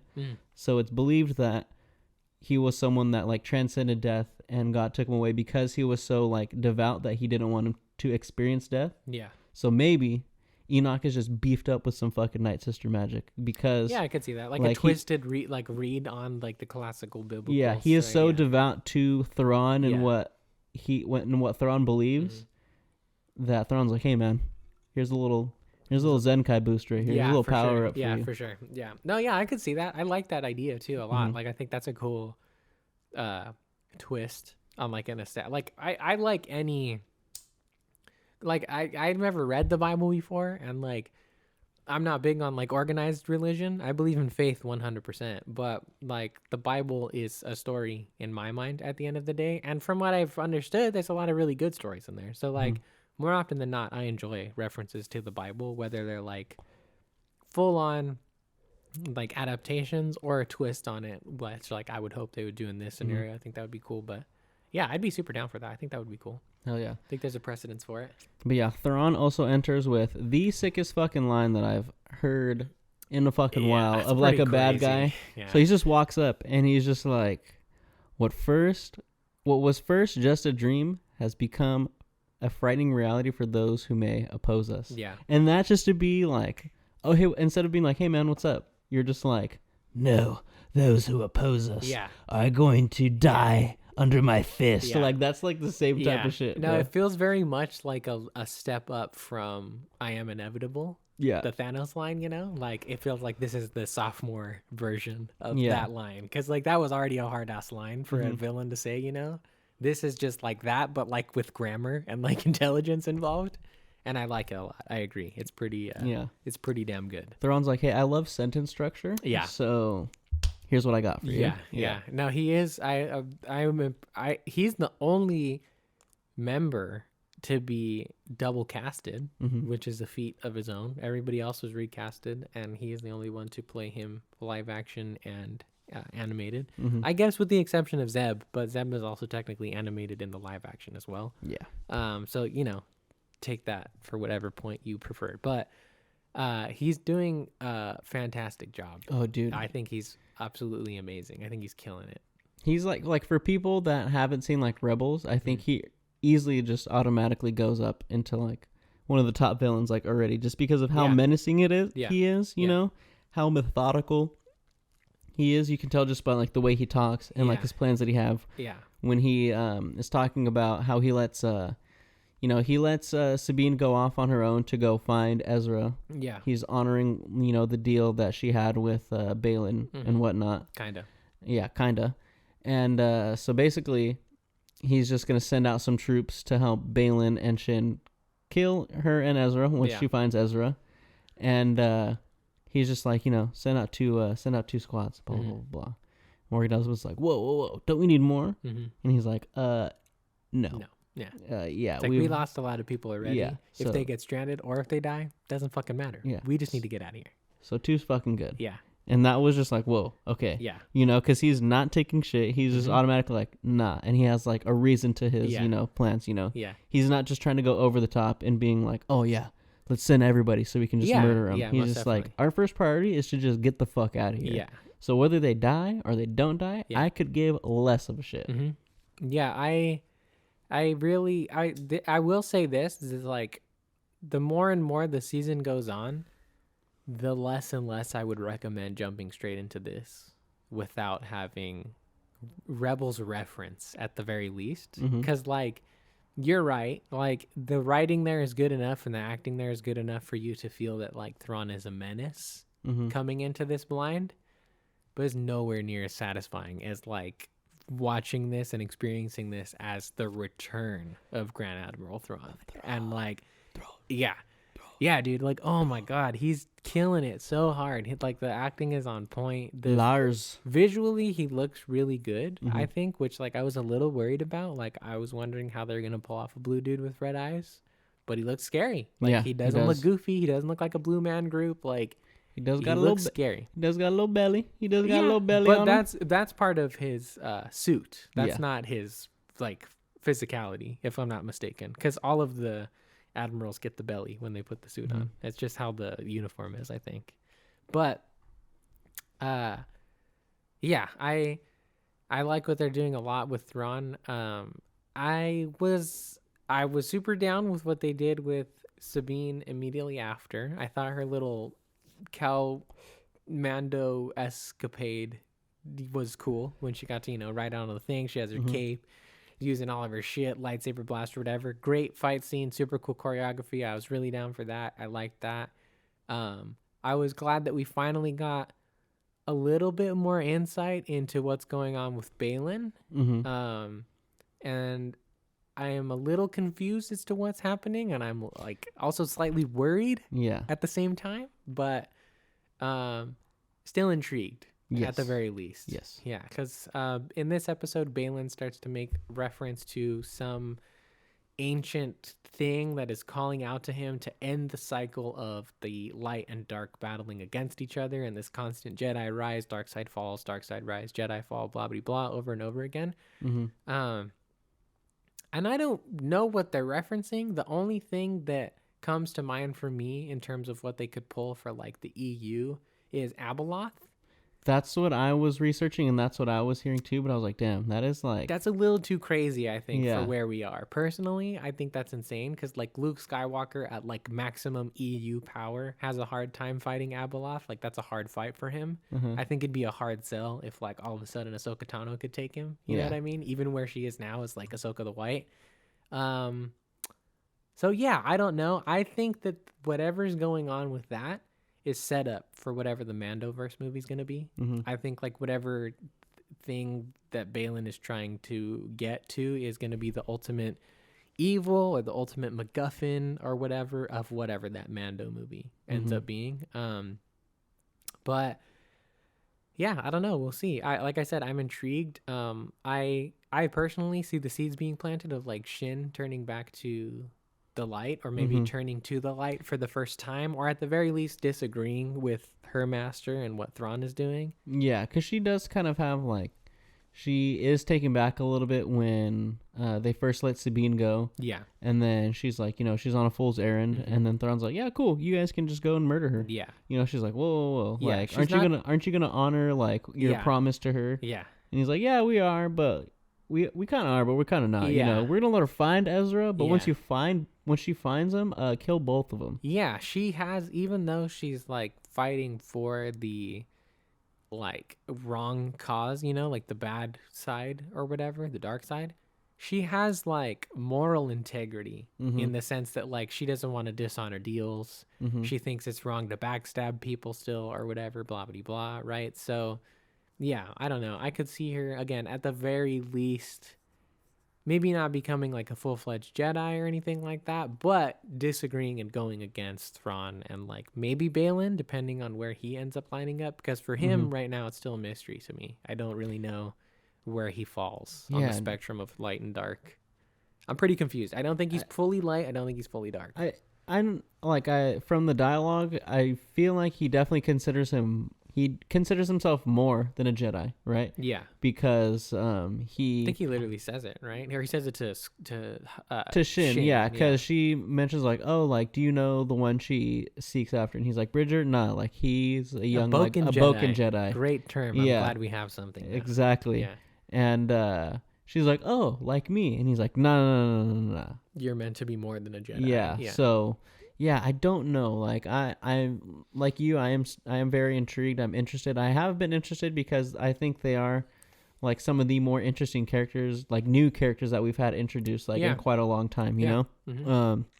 So I definitely want to see where that goes. I do agree as well. I think Shin is probably going to turn back or turn against Balin at some point, because even like a line like where Balin's talking about the stories and she's like, hey man, maybe stories are just fucking stories. Is like, to me, that is a big, it's a small line, but I think it's also a big line, because those are, I think, ideals that they disagree on.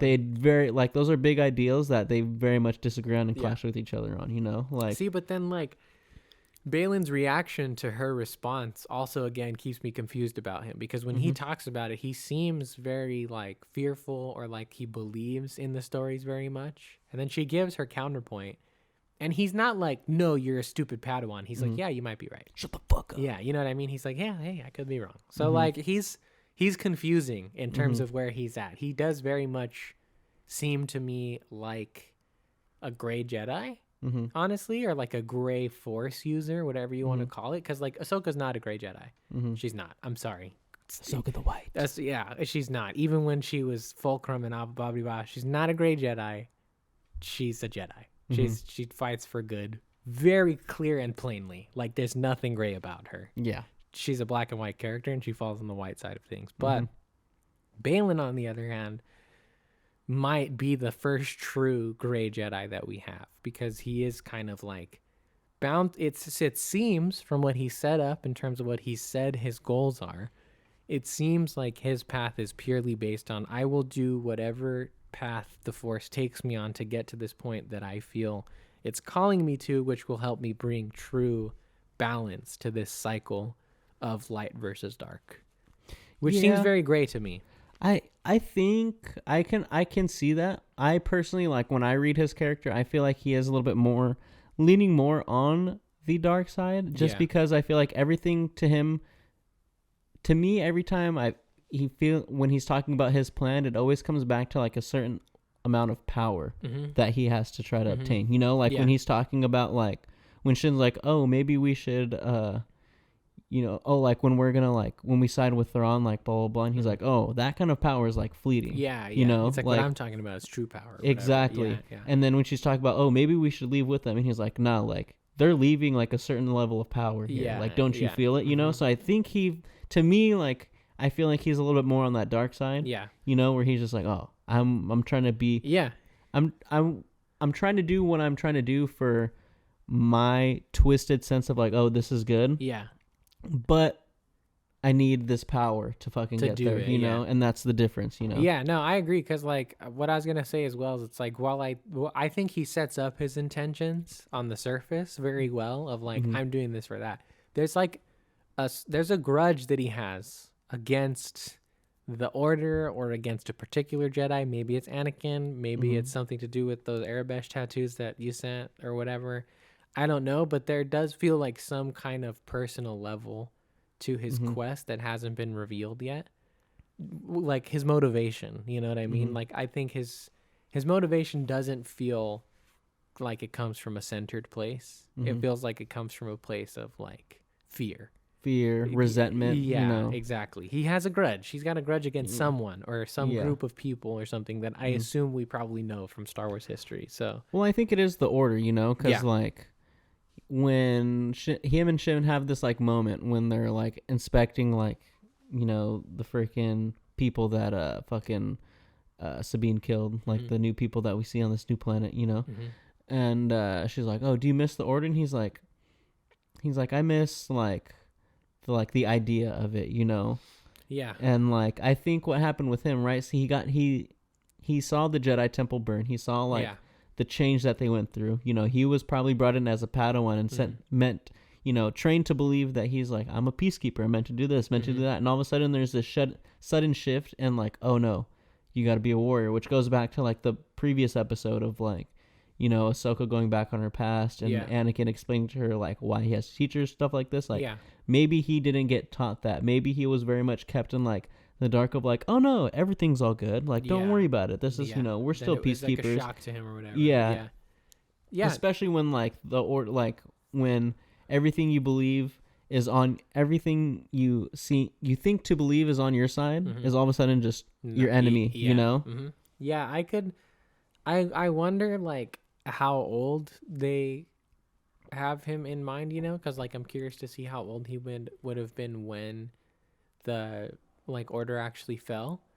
Because again, like there seems to me, it almost feels like there's something more personal beyond just like, oh, I hate the Order for lying to me about what was really going on. Like whether he just took it more personally or whether a character or the council or something or other did something personally to, like, I could almost imagine him being a Dooku type where like maybe he started to feel the uneasiness and like brought it to the attention of the council, or tried to go to a Jedi master and was like, hey, this shit feels off, and they're like, shut up, you're fine, don't worry about it, like whatever, you know what I mean? So yeah, I don't know. I one thing, a thought that popped into my mind and why I brought up like the question of his age is like, one thing that I think would be cool that like I don't think they've really explored yet is, it's like, what if Baylan Skoll was in charge of training younglings at the Jedi Temple? And so he does have a personal vendetta against Anakin Skywalker, and then furthermore that extends to Ahsoka being his Padawan and whatnot, of like, you know what your master did, blah blah blah type of shit or something. I would like if it was a little bit more intimate, rather than just like, the Jedi Order fell, I'm fucking pissed about it, that fucking sucks, you know? Like I would like it if there was something a little bit more personal that was driving him. Not that that's not a good reason, right? There's been plenty of stories that thrive off of like the surviving Jedi of Order 66, whether they go good or bad, but we've seen that a lot. So yeah, that's true. But yeah, personally, I would like something a little bit more close to home. Like maybe somebody wronged him personally in the Jedi Order, rather than just, fuck, man, they were liars. Otherwise, he's just Dooku. He's just Dooku. If that's the route they take, he's just Dooku, right? Yeah, that's true. Oh well, yeah. He's kind of just Dooku. Like if they don't give him something a little different at this point, that's the first time that's actually even popped into my head. But it's settling in the more I think about it in this moment, which is like, yeah, he's essentially just kind of Count Dooku. But it's like, is that not what all, like, most of like just darker Jedi are? No, because like you either get people who dive straight into the dark side as soon as they realize the Jedi are like, you know, fucked up, or you have like Anakin Skywalker, you know? But like Dooku is very much like, no, I know what's going down and I still think this is tragic, but I'm doing what I have to do because this is what has to happen in order for like Force users to survive or whatever, you know what I mean? Like, and that's like, again, the vibe that I get from him of like, he's using dark means for sure. Don't get me wrong. He's like a violent Force user and stuff. He's chopping people down with a red lightsaber, but he has like almost like a like righteous sense of like purpose of like, I'm doing this for the galaxy. Like I'm doing what's right because the Jedi failed and what they did wasn't correct. So I have to take this path now, which again feels very Dooku to me. Yeah.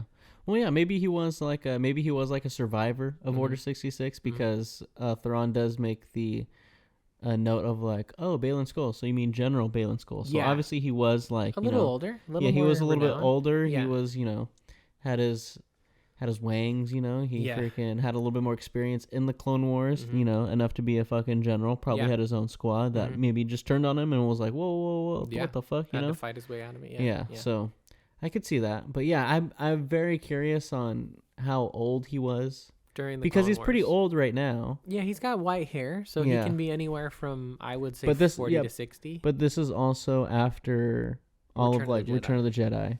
Yes. And A New Hope was what, like 18 or how many years after? 19 years. 19 years after Revenge of the Sith. And then so the original trilogy takes place roughly over like 10 years. 10 years. So I would say it's a safe bet to say this takes place 10 years after New Hope. So with the 20 years, that's been 30 years. So I could see him being like a mid-20s to like mid-30s who's now in his... Because he probably had to be older than Anakin was. Yeah, but again, Anakin was pretty young, and he was a general. He was only 21. So let's say like he was probably like 27. Probably our age. Yeah. Yeah, 26, 27, 28. Yeah. And then so you add on another like 19. He'd be around his 30s, almost 40.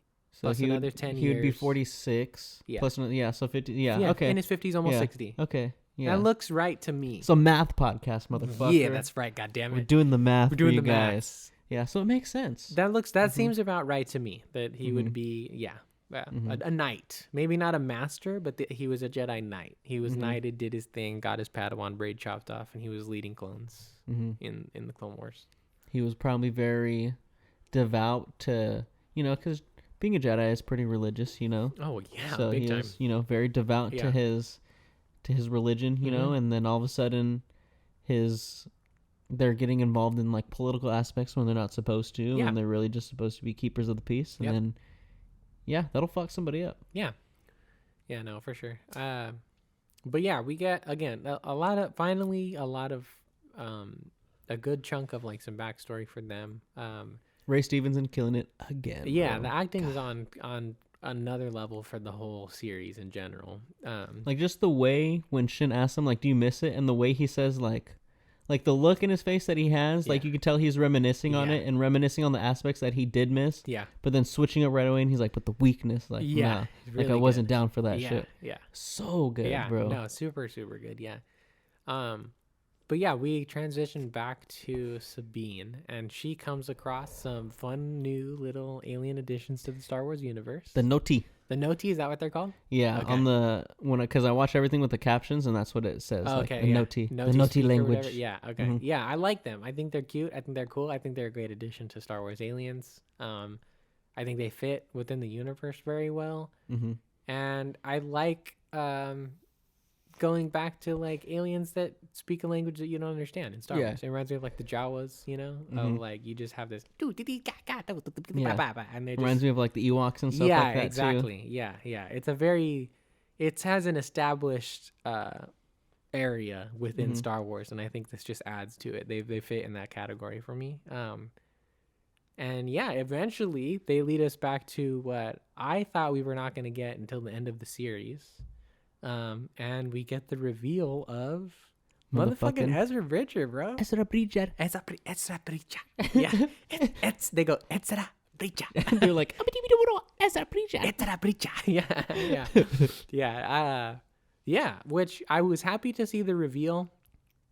I was a little lukewarm on how they handled the situation, though. I'm not gonna lie. Yeah, The it was. execution of the scene was not my favorite. Yeah, I think. Yeah, because I didn't expect to get that reveal that soon. Yeah. Thought it was kind of weird that he was just like, "Hey, what's up? Yeah. Standing here," Yeah. And she's just like, "I didn't know where you went." With you know? the- yeah, yeah. like- So it was kind of random. It was. I understand what they were trying to go for. Yeah. Of like this very nonchalant of like, Yeah. "Hey, it's been so long," Yeah. like blah blah blah, But yeah, it was kind of. I would have liked something a little more emotional. It was very anticlimactic Yeah. for the I feel like the buildup that we've had, and Yeah. especially like the time that's passed from when he had actually left in Rebels and to now, Yeah. right?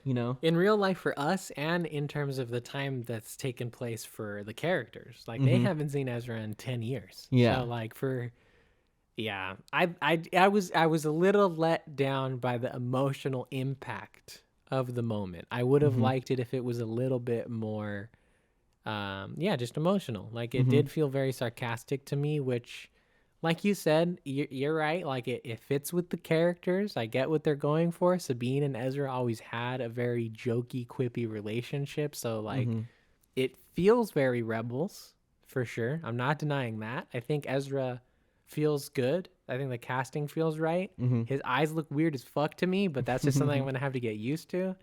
But I would have liked if there was just a little bit more tears, a little bit more feels, a little bit more something. The moment deserved more for sure. Yeah. because there was like a lot of tension built up that I feel like was just gone. Like, Yeah. pretty fucking. I quick, didn't hate it. It's not like it let me down in any way, but I just probably would have. My expectations made me believe that was going to be a much more like intense emotional reunion, and it just wasn't. Yeah, because they hadn't seen each other in a cool ass minute. At least a decade. Yeah. At least. Yeah. Yeah. So. They're just like, "Hey, yeah, what's up?" Yeah. The other problem I did have was like Sabine just straight lying. her lying, Yeah. but also like him just so like again, it goes back to like if you haven't watched Rebels, and when he's just like, "Did it work?" Like you just Yeah. don't know what What the he's fuck talking about. you just don't know what the fuck he's talking about. Yeah. And also from just like an aspect of like just understanding where all this is like taking place. Like for some people that just don't know who the fuck he is, just like give us a little bit of like, "Hey man, like is the Empire still around? Did blah blah blah and give Yeah. a, you know what I'm saying? Mhm. But yeah, then Sabine just straight up just lies. Yeah. You know. Yeah, I think we'll get some more of that in the next Mhm. episode because Yeah. like again like I agree with you. I think I would highly recommend not watching the show until you have at the very least watch like a recap of what happens in Rebels. Mhm. I would recommend even further just going back and watching the show because it's really good. But it makes sense to me that because this episode was so dedicated to Thrawn that they would just tease him at the end of it, and like within the context of the show you know that Ezra Bridger is like important to Sabine in some way. Mhm. So them reuniting, cutting the episode, and then immediately coming back to them having those conversations, I think will work for general audiences who don't know Rebels. It's like a cliffhanger, right? Like, oh, she found him. She found the person she's looking for. And then we figure out what that's about next time. Yeah. So like that works fine, but I don't know. I was just a little bit. It was just lukewarm. I was hyped to see Ezra. I freaked out. I tripped. I was like, oh fuck, there's live action Ezra Bridger. And again, the actor really sold it for me. But yeah, I don't know. Maybe we'll get in the next episode. Maybe this was just the initial response that they had based off the trauma that they've both gone through. You know, they just revert back to their relationship when they were teenagers or something like that. But yeah. It's just a little lukewarm. Yeah, and it was just so crazy that she just straight up does not tell him like, hey, we probably need to get back pretty fucking quick, like she's so we like, have any chance of getting the fuck out of here. You like know? she has completely forgotten the stakes of the story, which to a certain degree I can respect because they have already set up Sabine's characters. Like she doesn't care about the story that we're watching unfold in this. She just wants to get Ezra back, right? Yeah. Which happens to be another facet of this story, but it's not the main thing, right? She doesn't give a fuck about that. So like to a certain extent I can buy it, but at the same time I was also a little thrown off by her being like, psh, let's not talk about that today. Let's hang out today and we'll figure that out tomorrow. Yeah. Like Let's not talk about how we literally have to get at it. Well, I Yeah. mean, granted they do have like 3 days, yeah. right? Because they said that stuff's gonna take 3 rotations, so I imagine that's 3 days. Yeah, that's true. Yeah, that is. But still not being like, hey, here's the thing. Thrawn's alive. He Yeah. has a big ass army. Yeah. He has a way to get back to the galaxy that you banished him from. Yeah. And He's probably doing that right now. Yeah, if we don't get back, then we are stranded here. We have no way of getting back. And Thrawn will make it back though. Yeah. Yeah, no. It just puts like I think Sabine was already in the hot seat because of the decisions that she was making. And this just feels like laying it on a little bit too thick for my personal taste. Of like now you're being stupid. Like before I could understand where you were coming from and I could get behind the mistakes that she was making. Cause like, don't get me wrong, me as a viewer, I want to see Ezra Bridger again. But the correct decision to make in that situation would have been to cut that fucking thing in half so that Thrawn couldn't get back. She fucked up. It was a mistake. But I understand why.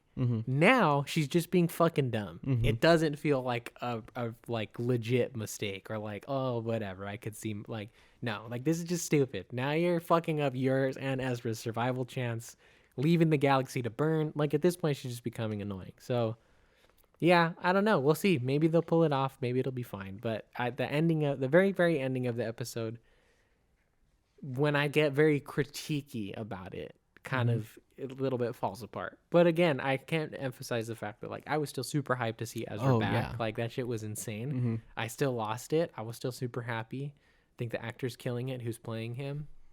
But once you get over that initial wave of like, holy shit, it's Ezra Bridger. Yeah. There's no payoff yet. There's no payoff Yeah, yet. we There's gotta wait nothing till keeping next you there episode. in that moment of like, oh my god, this is fucking the greatest fucking thing ever. I almost would have preferred if like I could have waited on the Balin Skull and Shin Hati stuff if they gave me that next episode and Sabine found Ezra at the beginning and they were cutting back and forth between Thrawn trying to get off the planet and Sabine trying to dance around telling Ezra we need to get the fuck out of here because I fucked up and let Thrawn back. You know what I mean? Like I would have preferred that because then that's a tense like race of like Sabine needs to tell him this shit so they can go fix shit before Thrawn gets the fuck out of here. You know what I mean? Rather than like Sabine is just dicking around while Thrawn is already like 10 steps ahead, which is like, I want Thrawn to feel like he's 10 steps ahead of everybody because he's that smart, not because the other characters are that fucking dumb. Yeah. You know what I mean? Like, it's not as satisfying when Thrawn has the leg up on Sabine when she's being fucking stupid. Like, it's like, yeah, okay, cool. Like, a stormtrooper could get a leg up on her right now because she's being dumb. You know what I mean? But yeah, it is what it is. And I'm still very, very happy with the show. I was still super, super happy with this episode. The past 3 episodes were stupid, crazy good. Crazy good, yeah. I think 6 is still the peak for me. Yeah. Hands down. But 5 was a solid lead up to 6, and 7 is a solid come down. Or wait, was this episode 6? This was episode 6. Okay, sorry. 4 was a solid lead up to 5. 5 is my favorite still. The one with Clone Wars stuff. Yeah. And 6 is a solid come down from 5. That still keeps the stakes of the actual story in mind. So it's they're doing a really good job pacing wise. Yeah, it's been interesting, man. It's been really fucking good. Seeing Thrawn was ridiculous. Getting this, expanded universe, these Night Sisters on a different fucking planet. Yeah. And some shit The going down. original planet. The original planet, yep.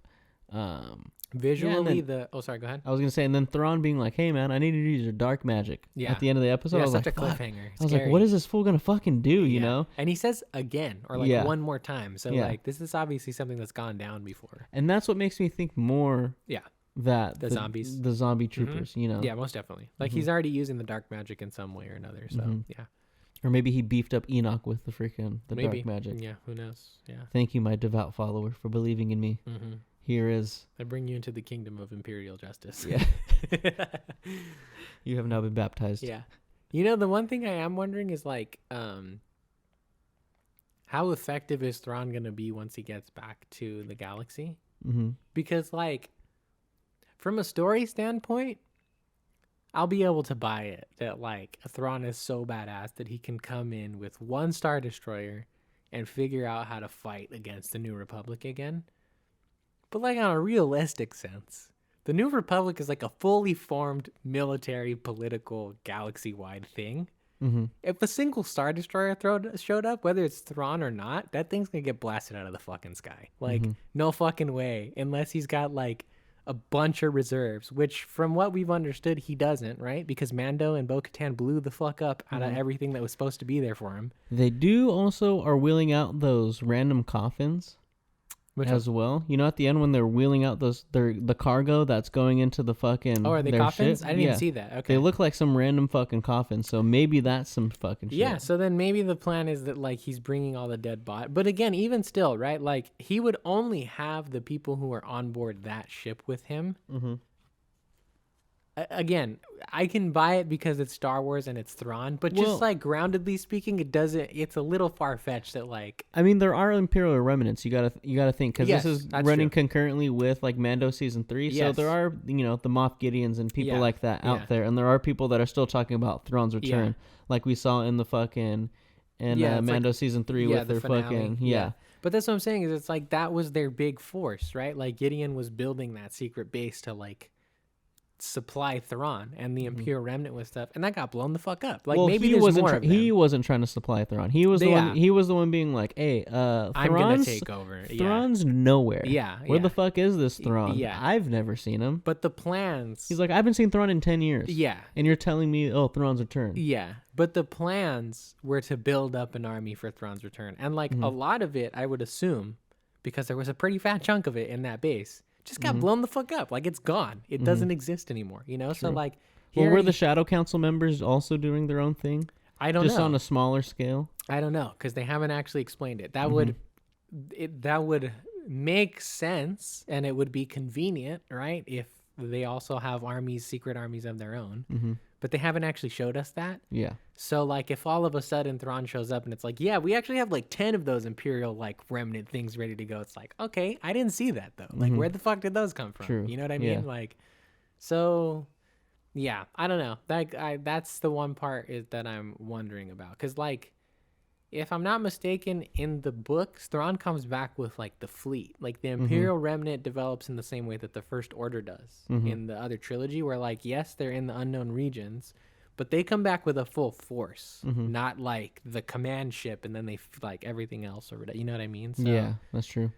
like again, like I can see it because he's Thrawn. He's the ultimate tactician and strategist or whatever. Like, yeah, he could probably take on a fleet with like a single Star Destroyer. But like, again, if I'm getting real about it, a fleet just has to show up and blow him the fuck up, and he's done. Like that's it, you know. So we'll see. We'll see how it turns out. That's We'll true. see what's waiting for him back in Galaxy proper. Is what Yeah. I'm curious about. Like, where's his base of operations gonna be? Who's he gonna meet up with?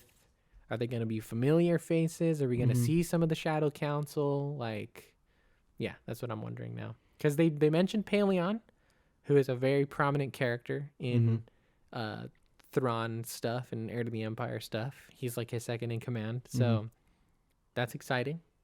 And I would like to see him show up. Because, like, right now, Morgan Elsbeth is kind of, like, fulfilling the Paleon role. Which is working good. Like, she's a cool character, I think. Yeah. A little boring because she's not really doing anything. Yeah, she's Like, just kind of like she's just a device. That's it. she just She's not a character. She's just there to be a Night Sister that's helping Thrawn get. But she might as well be one of the other Night, like, Great Mothers. You know Yeah, what I mean? exactly. Yeah. So she's a little boring, but we'll see. We'll see what happens. I'm very excited still to see the last 2 episodes. Yeah, I'm excited. Yeah, because I just don't know where the fuck this is going. I feel like I felt like this the whole season of like I don't know where this is going, but I'm okay with it. That's been its biggest strength, I think, is that we don't have an idea, even though we have like source material for it with like the Heir to the Empire books. We don't know where anything's going. Like they've done a really good job of keeping us on our toes. We don't know what they're pulling from, and they could pull from random stuff and also just alter it as well. You know, because they can. And yeah, I don't know. It's been really great. I loved seeing Thrawn. It was a fucking great episode. I loved all the lore behind like Shin and Balin and all that fucking stuff, man. Like you were saying, it was kind of random that he didn't build up a fleet. Like he was there for how long, and he just has what he just has right there. Yeah, just what they survived with. Yeah, whatever. I definitely thought that when he first showed up, like he was gonna have like a bunch of fucking people there, you know.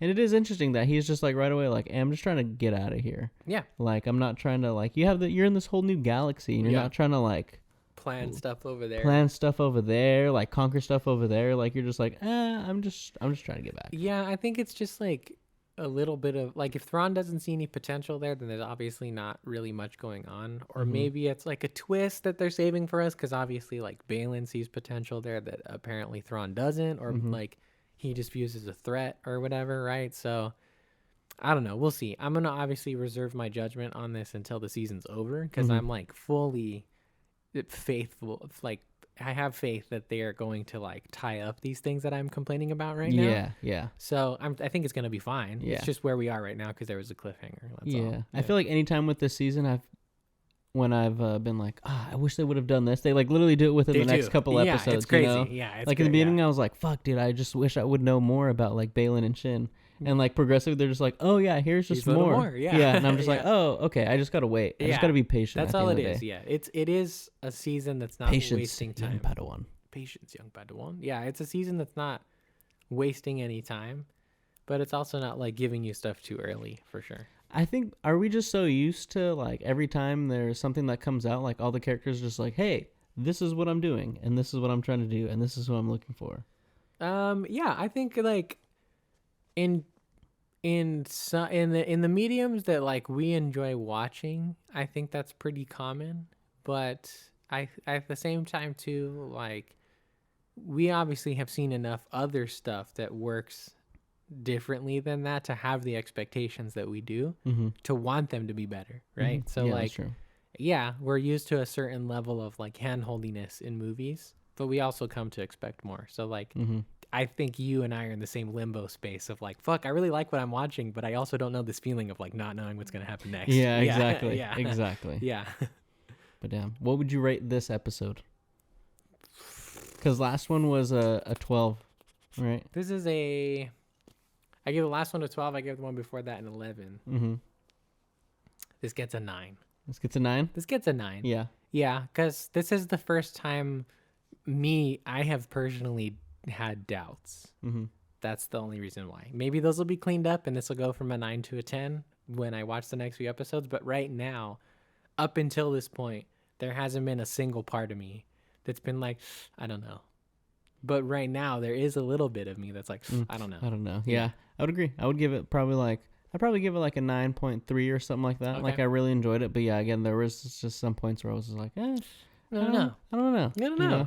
I don't know. Yeah. Yeah, like I thought I liked being introduced to a new planet, but like there was just also nothing going on on the new planet. Like, you saw some cool creatures. Like Thrawn was there and Ezra was there, but otherwise saw some statues. Yeah. Like a very I think a very lackluster introduction to like a new galaxy. And also beyond that too, like a really big pillar in the new Star Wars canon, which is like the Dathomir and the Dathomiri. I forget how you say refer to like all of them, but that culture is like really big now in modern Star Wars canon, because like obviously you explored a lot of it when Clone Wars started coming back with Maul and like Savage Opress. You get a lot of it with like Marin and the stuff in the new games and everything, right? So I agree. Like I would have liked it. They didn't have the feeling that I get of going to a new planet in the Star Wars movies proper, even the sequel trilogy. I think even the sequel trilogy is better at like, look at this new planet. This is completely different than this is an alien planet. It just felt like a section of Earth. Yeah. Like I could very much see it just being like an ancient unexplored section of Earth that was just like barren and had ancient statues. Yeah. So exactly. I agree. That part's a little lackluster too. It didn't give me like oh my god, this is a new fucking planet. Yeah. The only part that gave me that was when they're like, oh, this is where the Purgles come to like finish like that was awesome. That was like the graveyard. Yeah, this is like the end of their migration. This is where they come to like die and stuff like that. Seeing the graveyard is a little hardcore, but yes, that was good. That was nuts. I was like, oh my gosh, okay, here we go. But then you get there and it's just like, here's a few statues. Yeah. That made the orbit of the planet more interesting, but not the planet itself. I loved the view of like the first time you see the actual planet is you're like inside of the fucking spaceship and you're like looking through like what they're looking to, you know, the window and stuff like that. So that was cool. I thought that was like a great shot, but yeah, there was just not much to look at. It was just like Sabine running into those like those bandits was cool. Yeah. But then I was just like, where the fuck did they come from? It felt like an excuse for a cool fight scene. Yeah. Which I was down with because I thought the fight scene was very cool. Yeah. But it was definitely nice. A little it felt like a random encounter in a video game, you know? Yeah, exactly. Yeah. But yeah, it was cool. Like a 9.3. It was still good, but yeah, just a few things where it's just like, you know, if we're critiquing and if we're being quite honest here, it's like, hey, you know. It was the least perfect out of these last 3 practically perfect episodes that we saw. Exactly. So, like, it's not like a hardcore critique. We're being pretty light on it still, but we have to give it something. Exactly. We got to give it a little bit of real critique. Yeah. Sadly. But hey, that's what we're here for. It's just because we're buttholes. We're answering the hard-hitting fucking questions, man. We can't be boring. We can't be milquetoast all the time. Milquetoast. I've never heard 4 times today. I've never heard that before. I've said that like 4 times today. I like that. It's just like, it's vanilla. Milquetoast. Just vanilla. Yeah, milquetoast, man. Hell yeah. Yeah. But yeah, guys, let us know what you think about Ahsoka Episode 6 down in the comments, because you already know this is just going to be a review that's just posted on YouTube. We got 2 more coming. Yeah. Episode 7, and episode 8. Then if you're finishing the review, hey, go and check out the full episode of the podcast, you know, where we're talking about all the other stuff, where we talked about a bunch of shit. We talked about a bunch of shit today. Yeah, today was like a variety show episode. Yeah.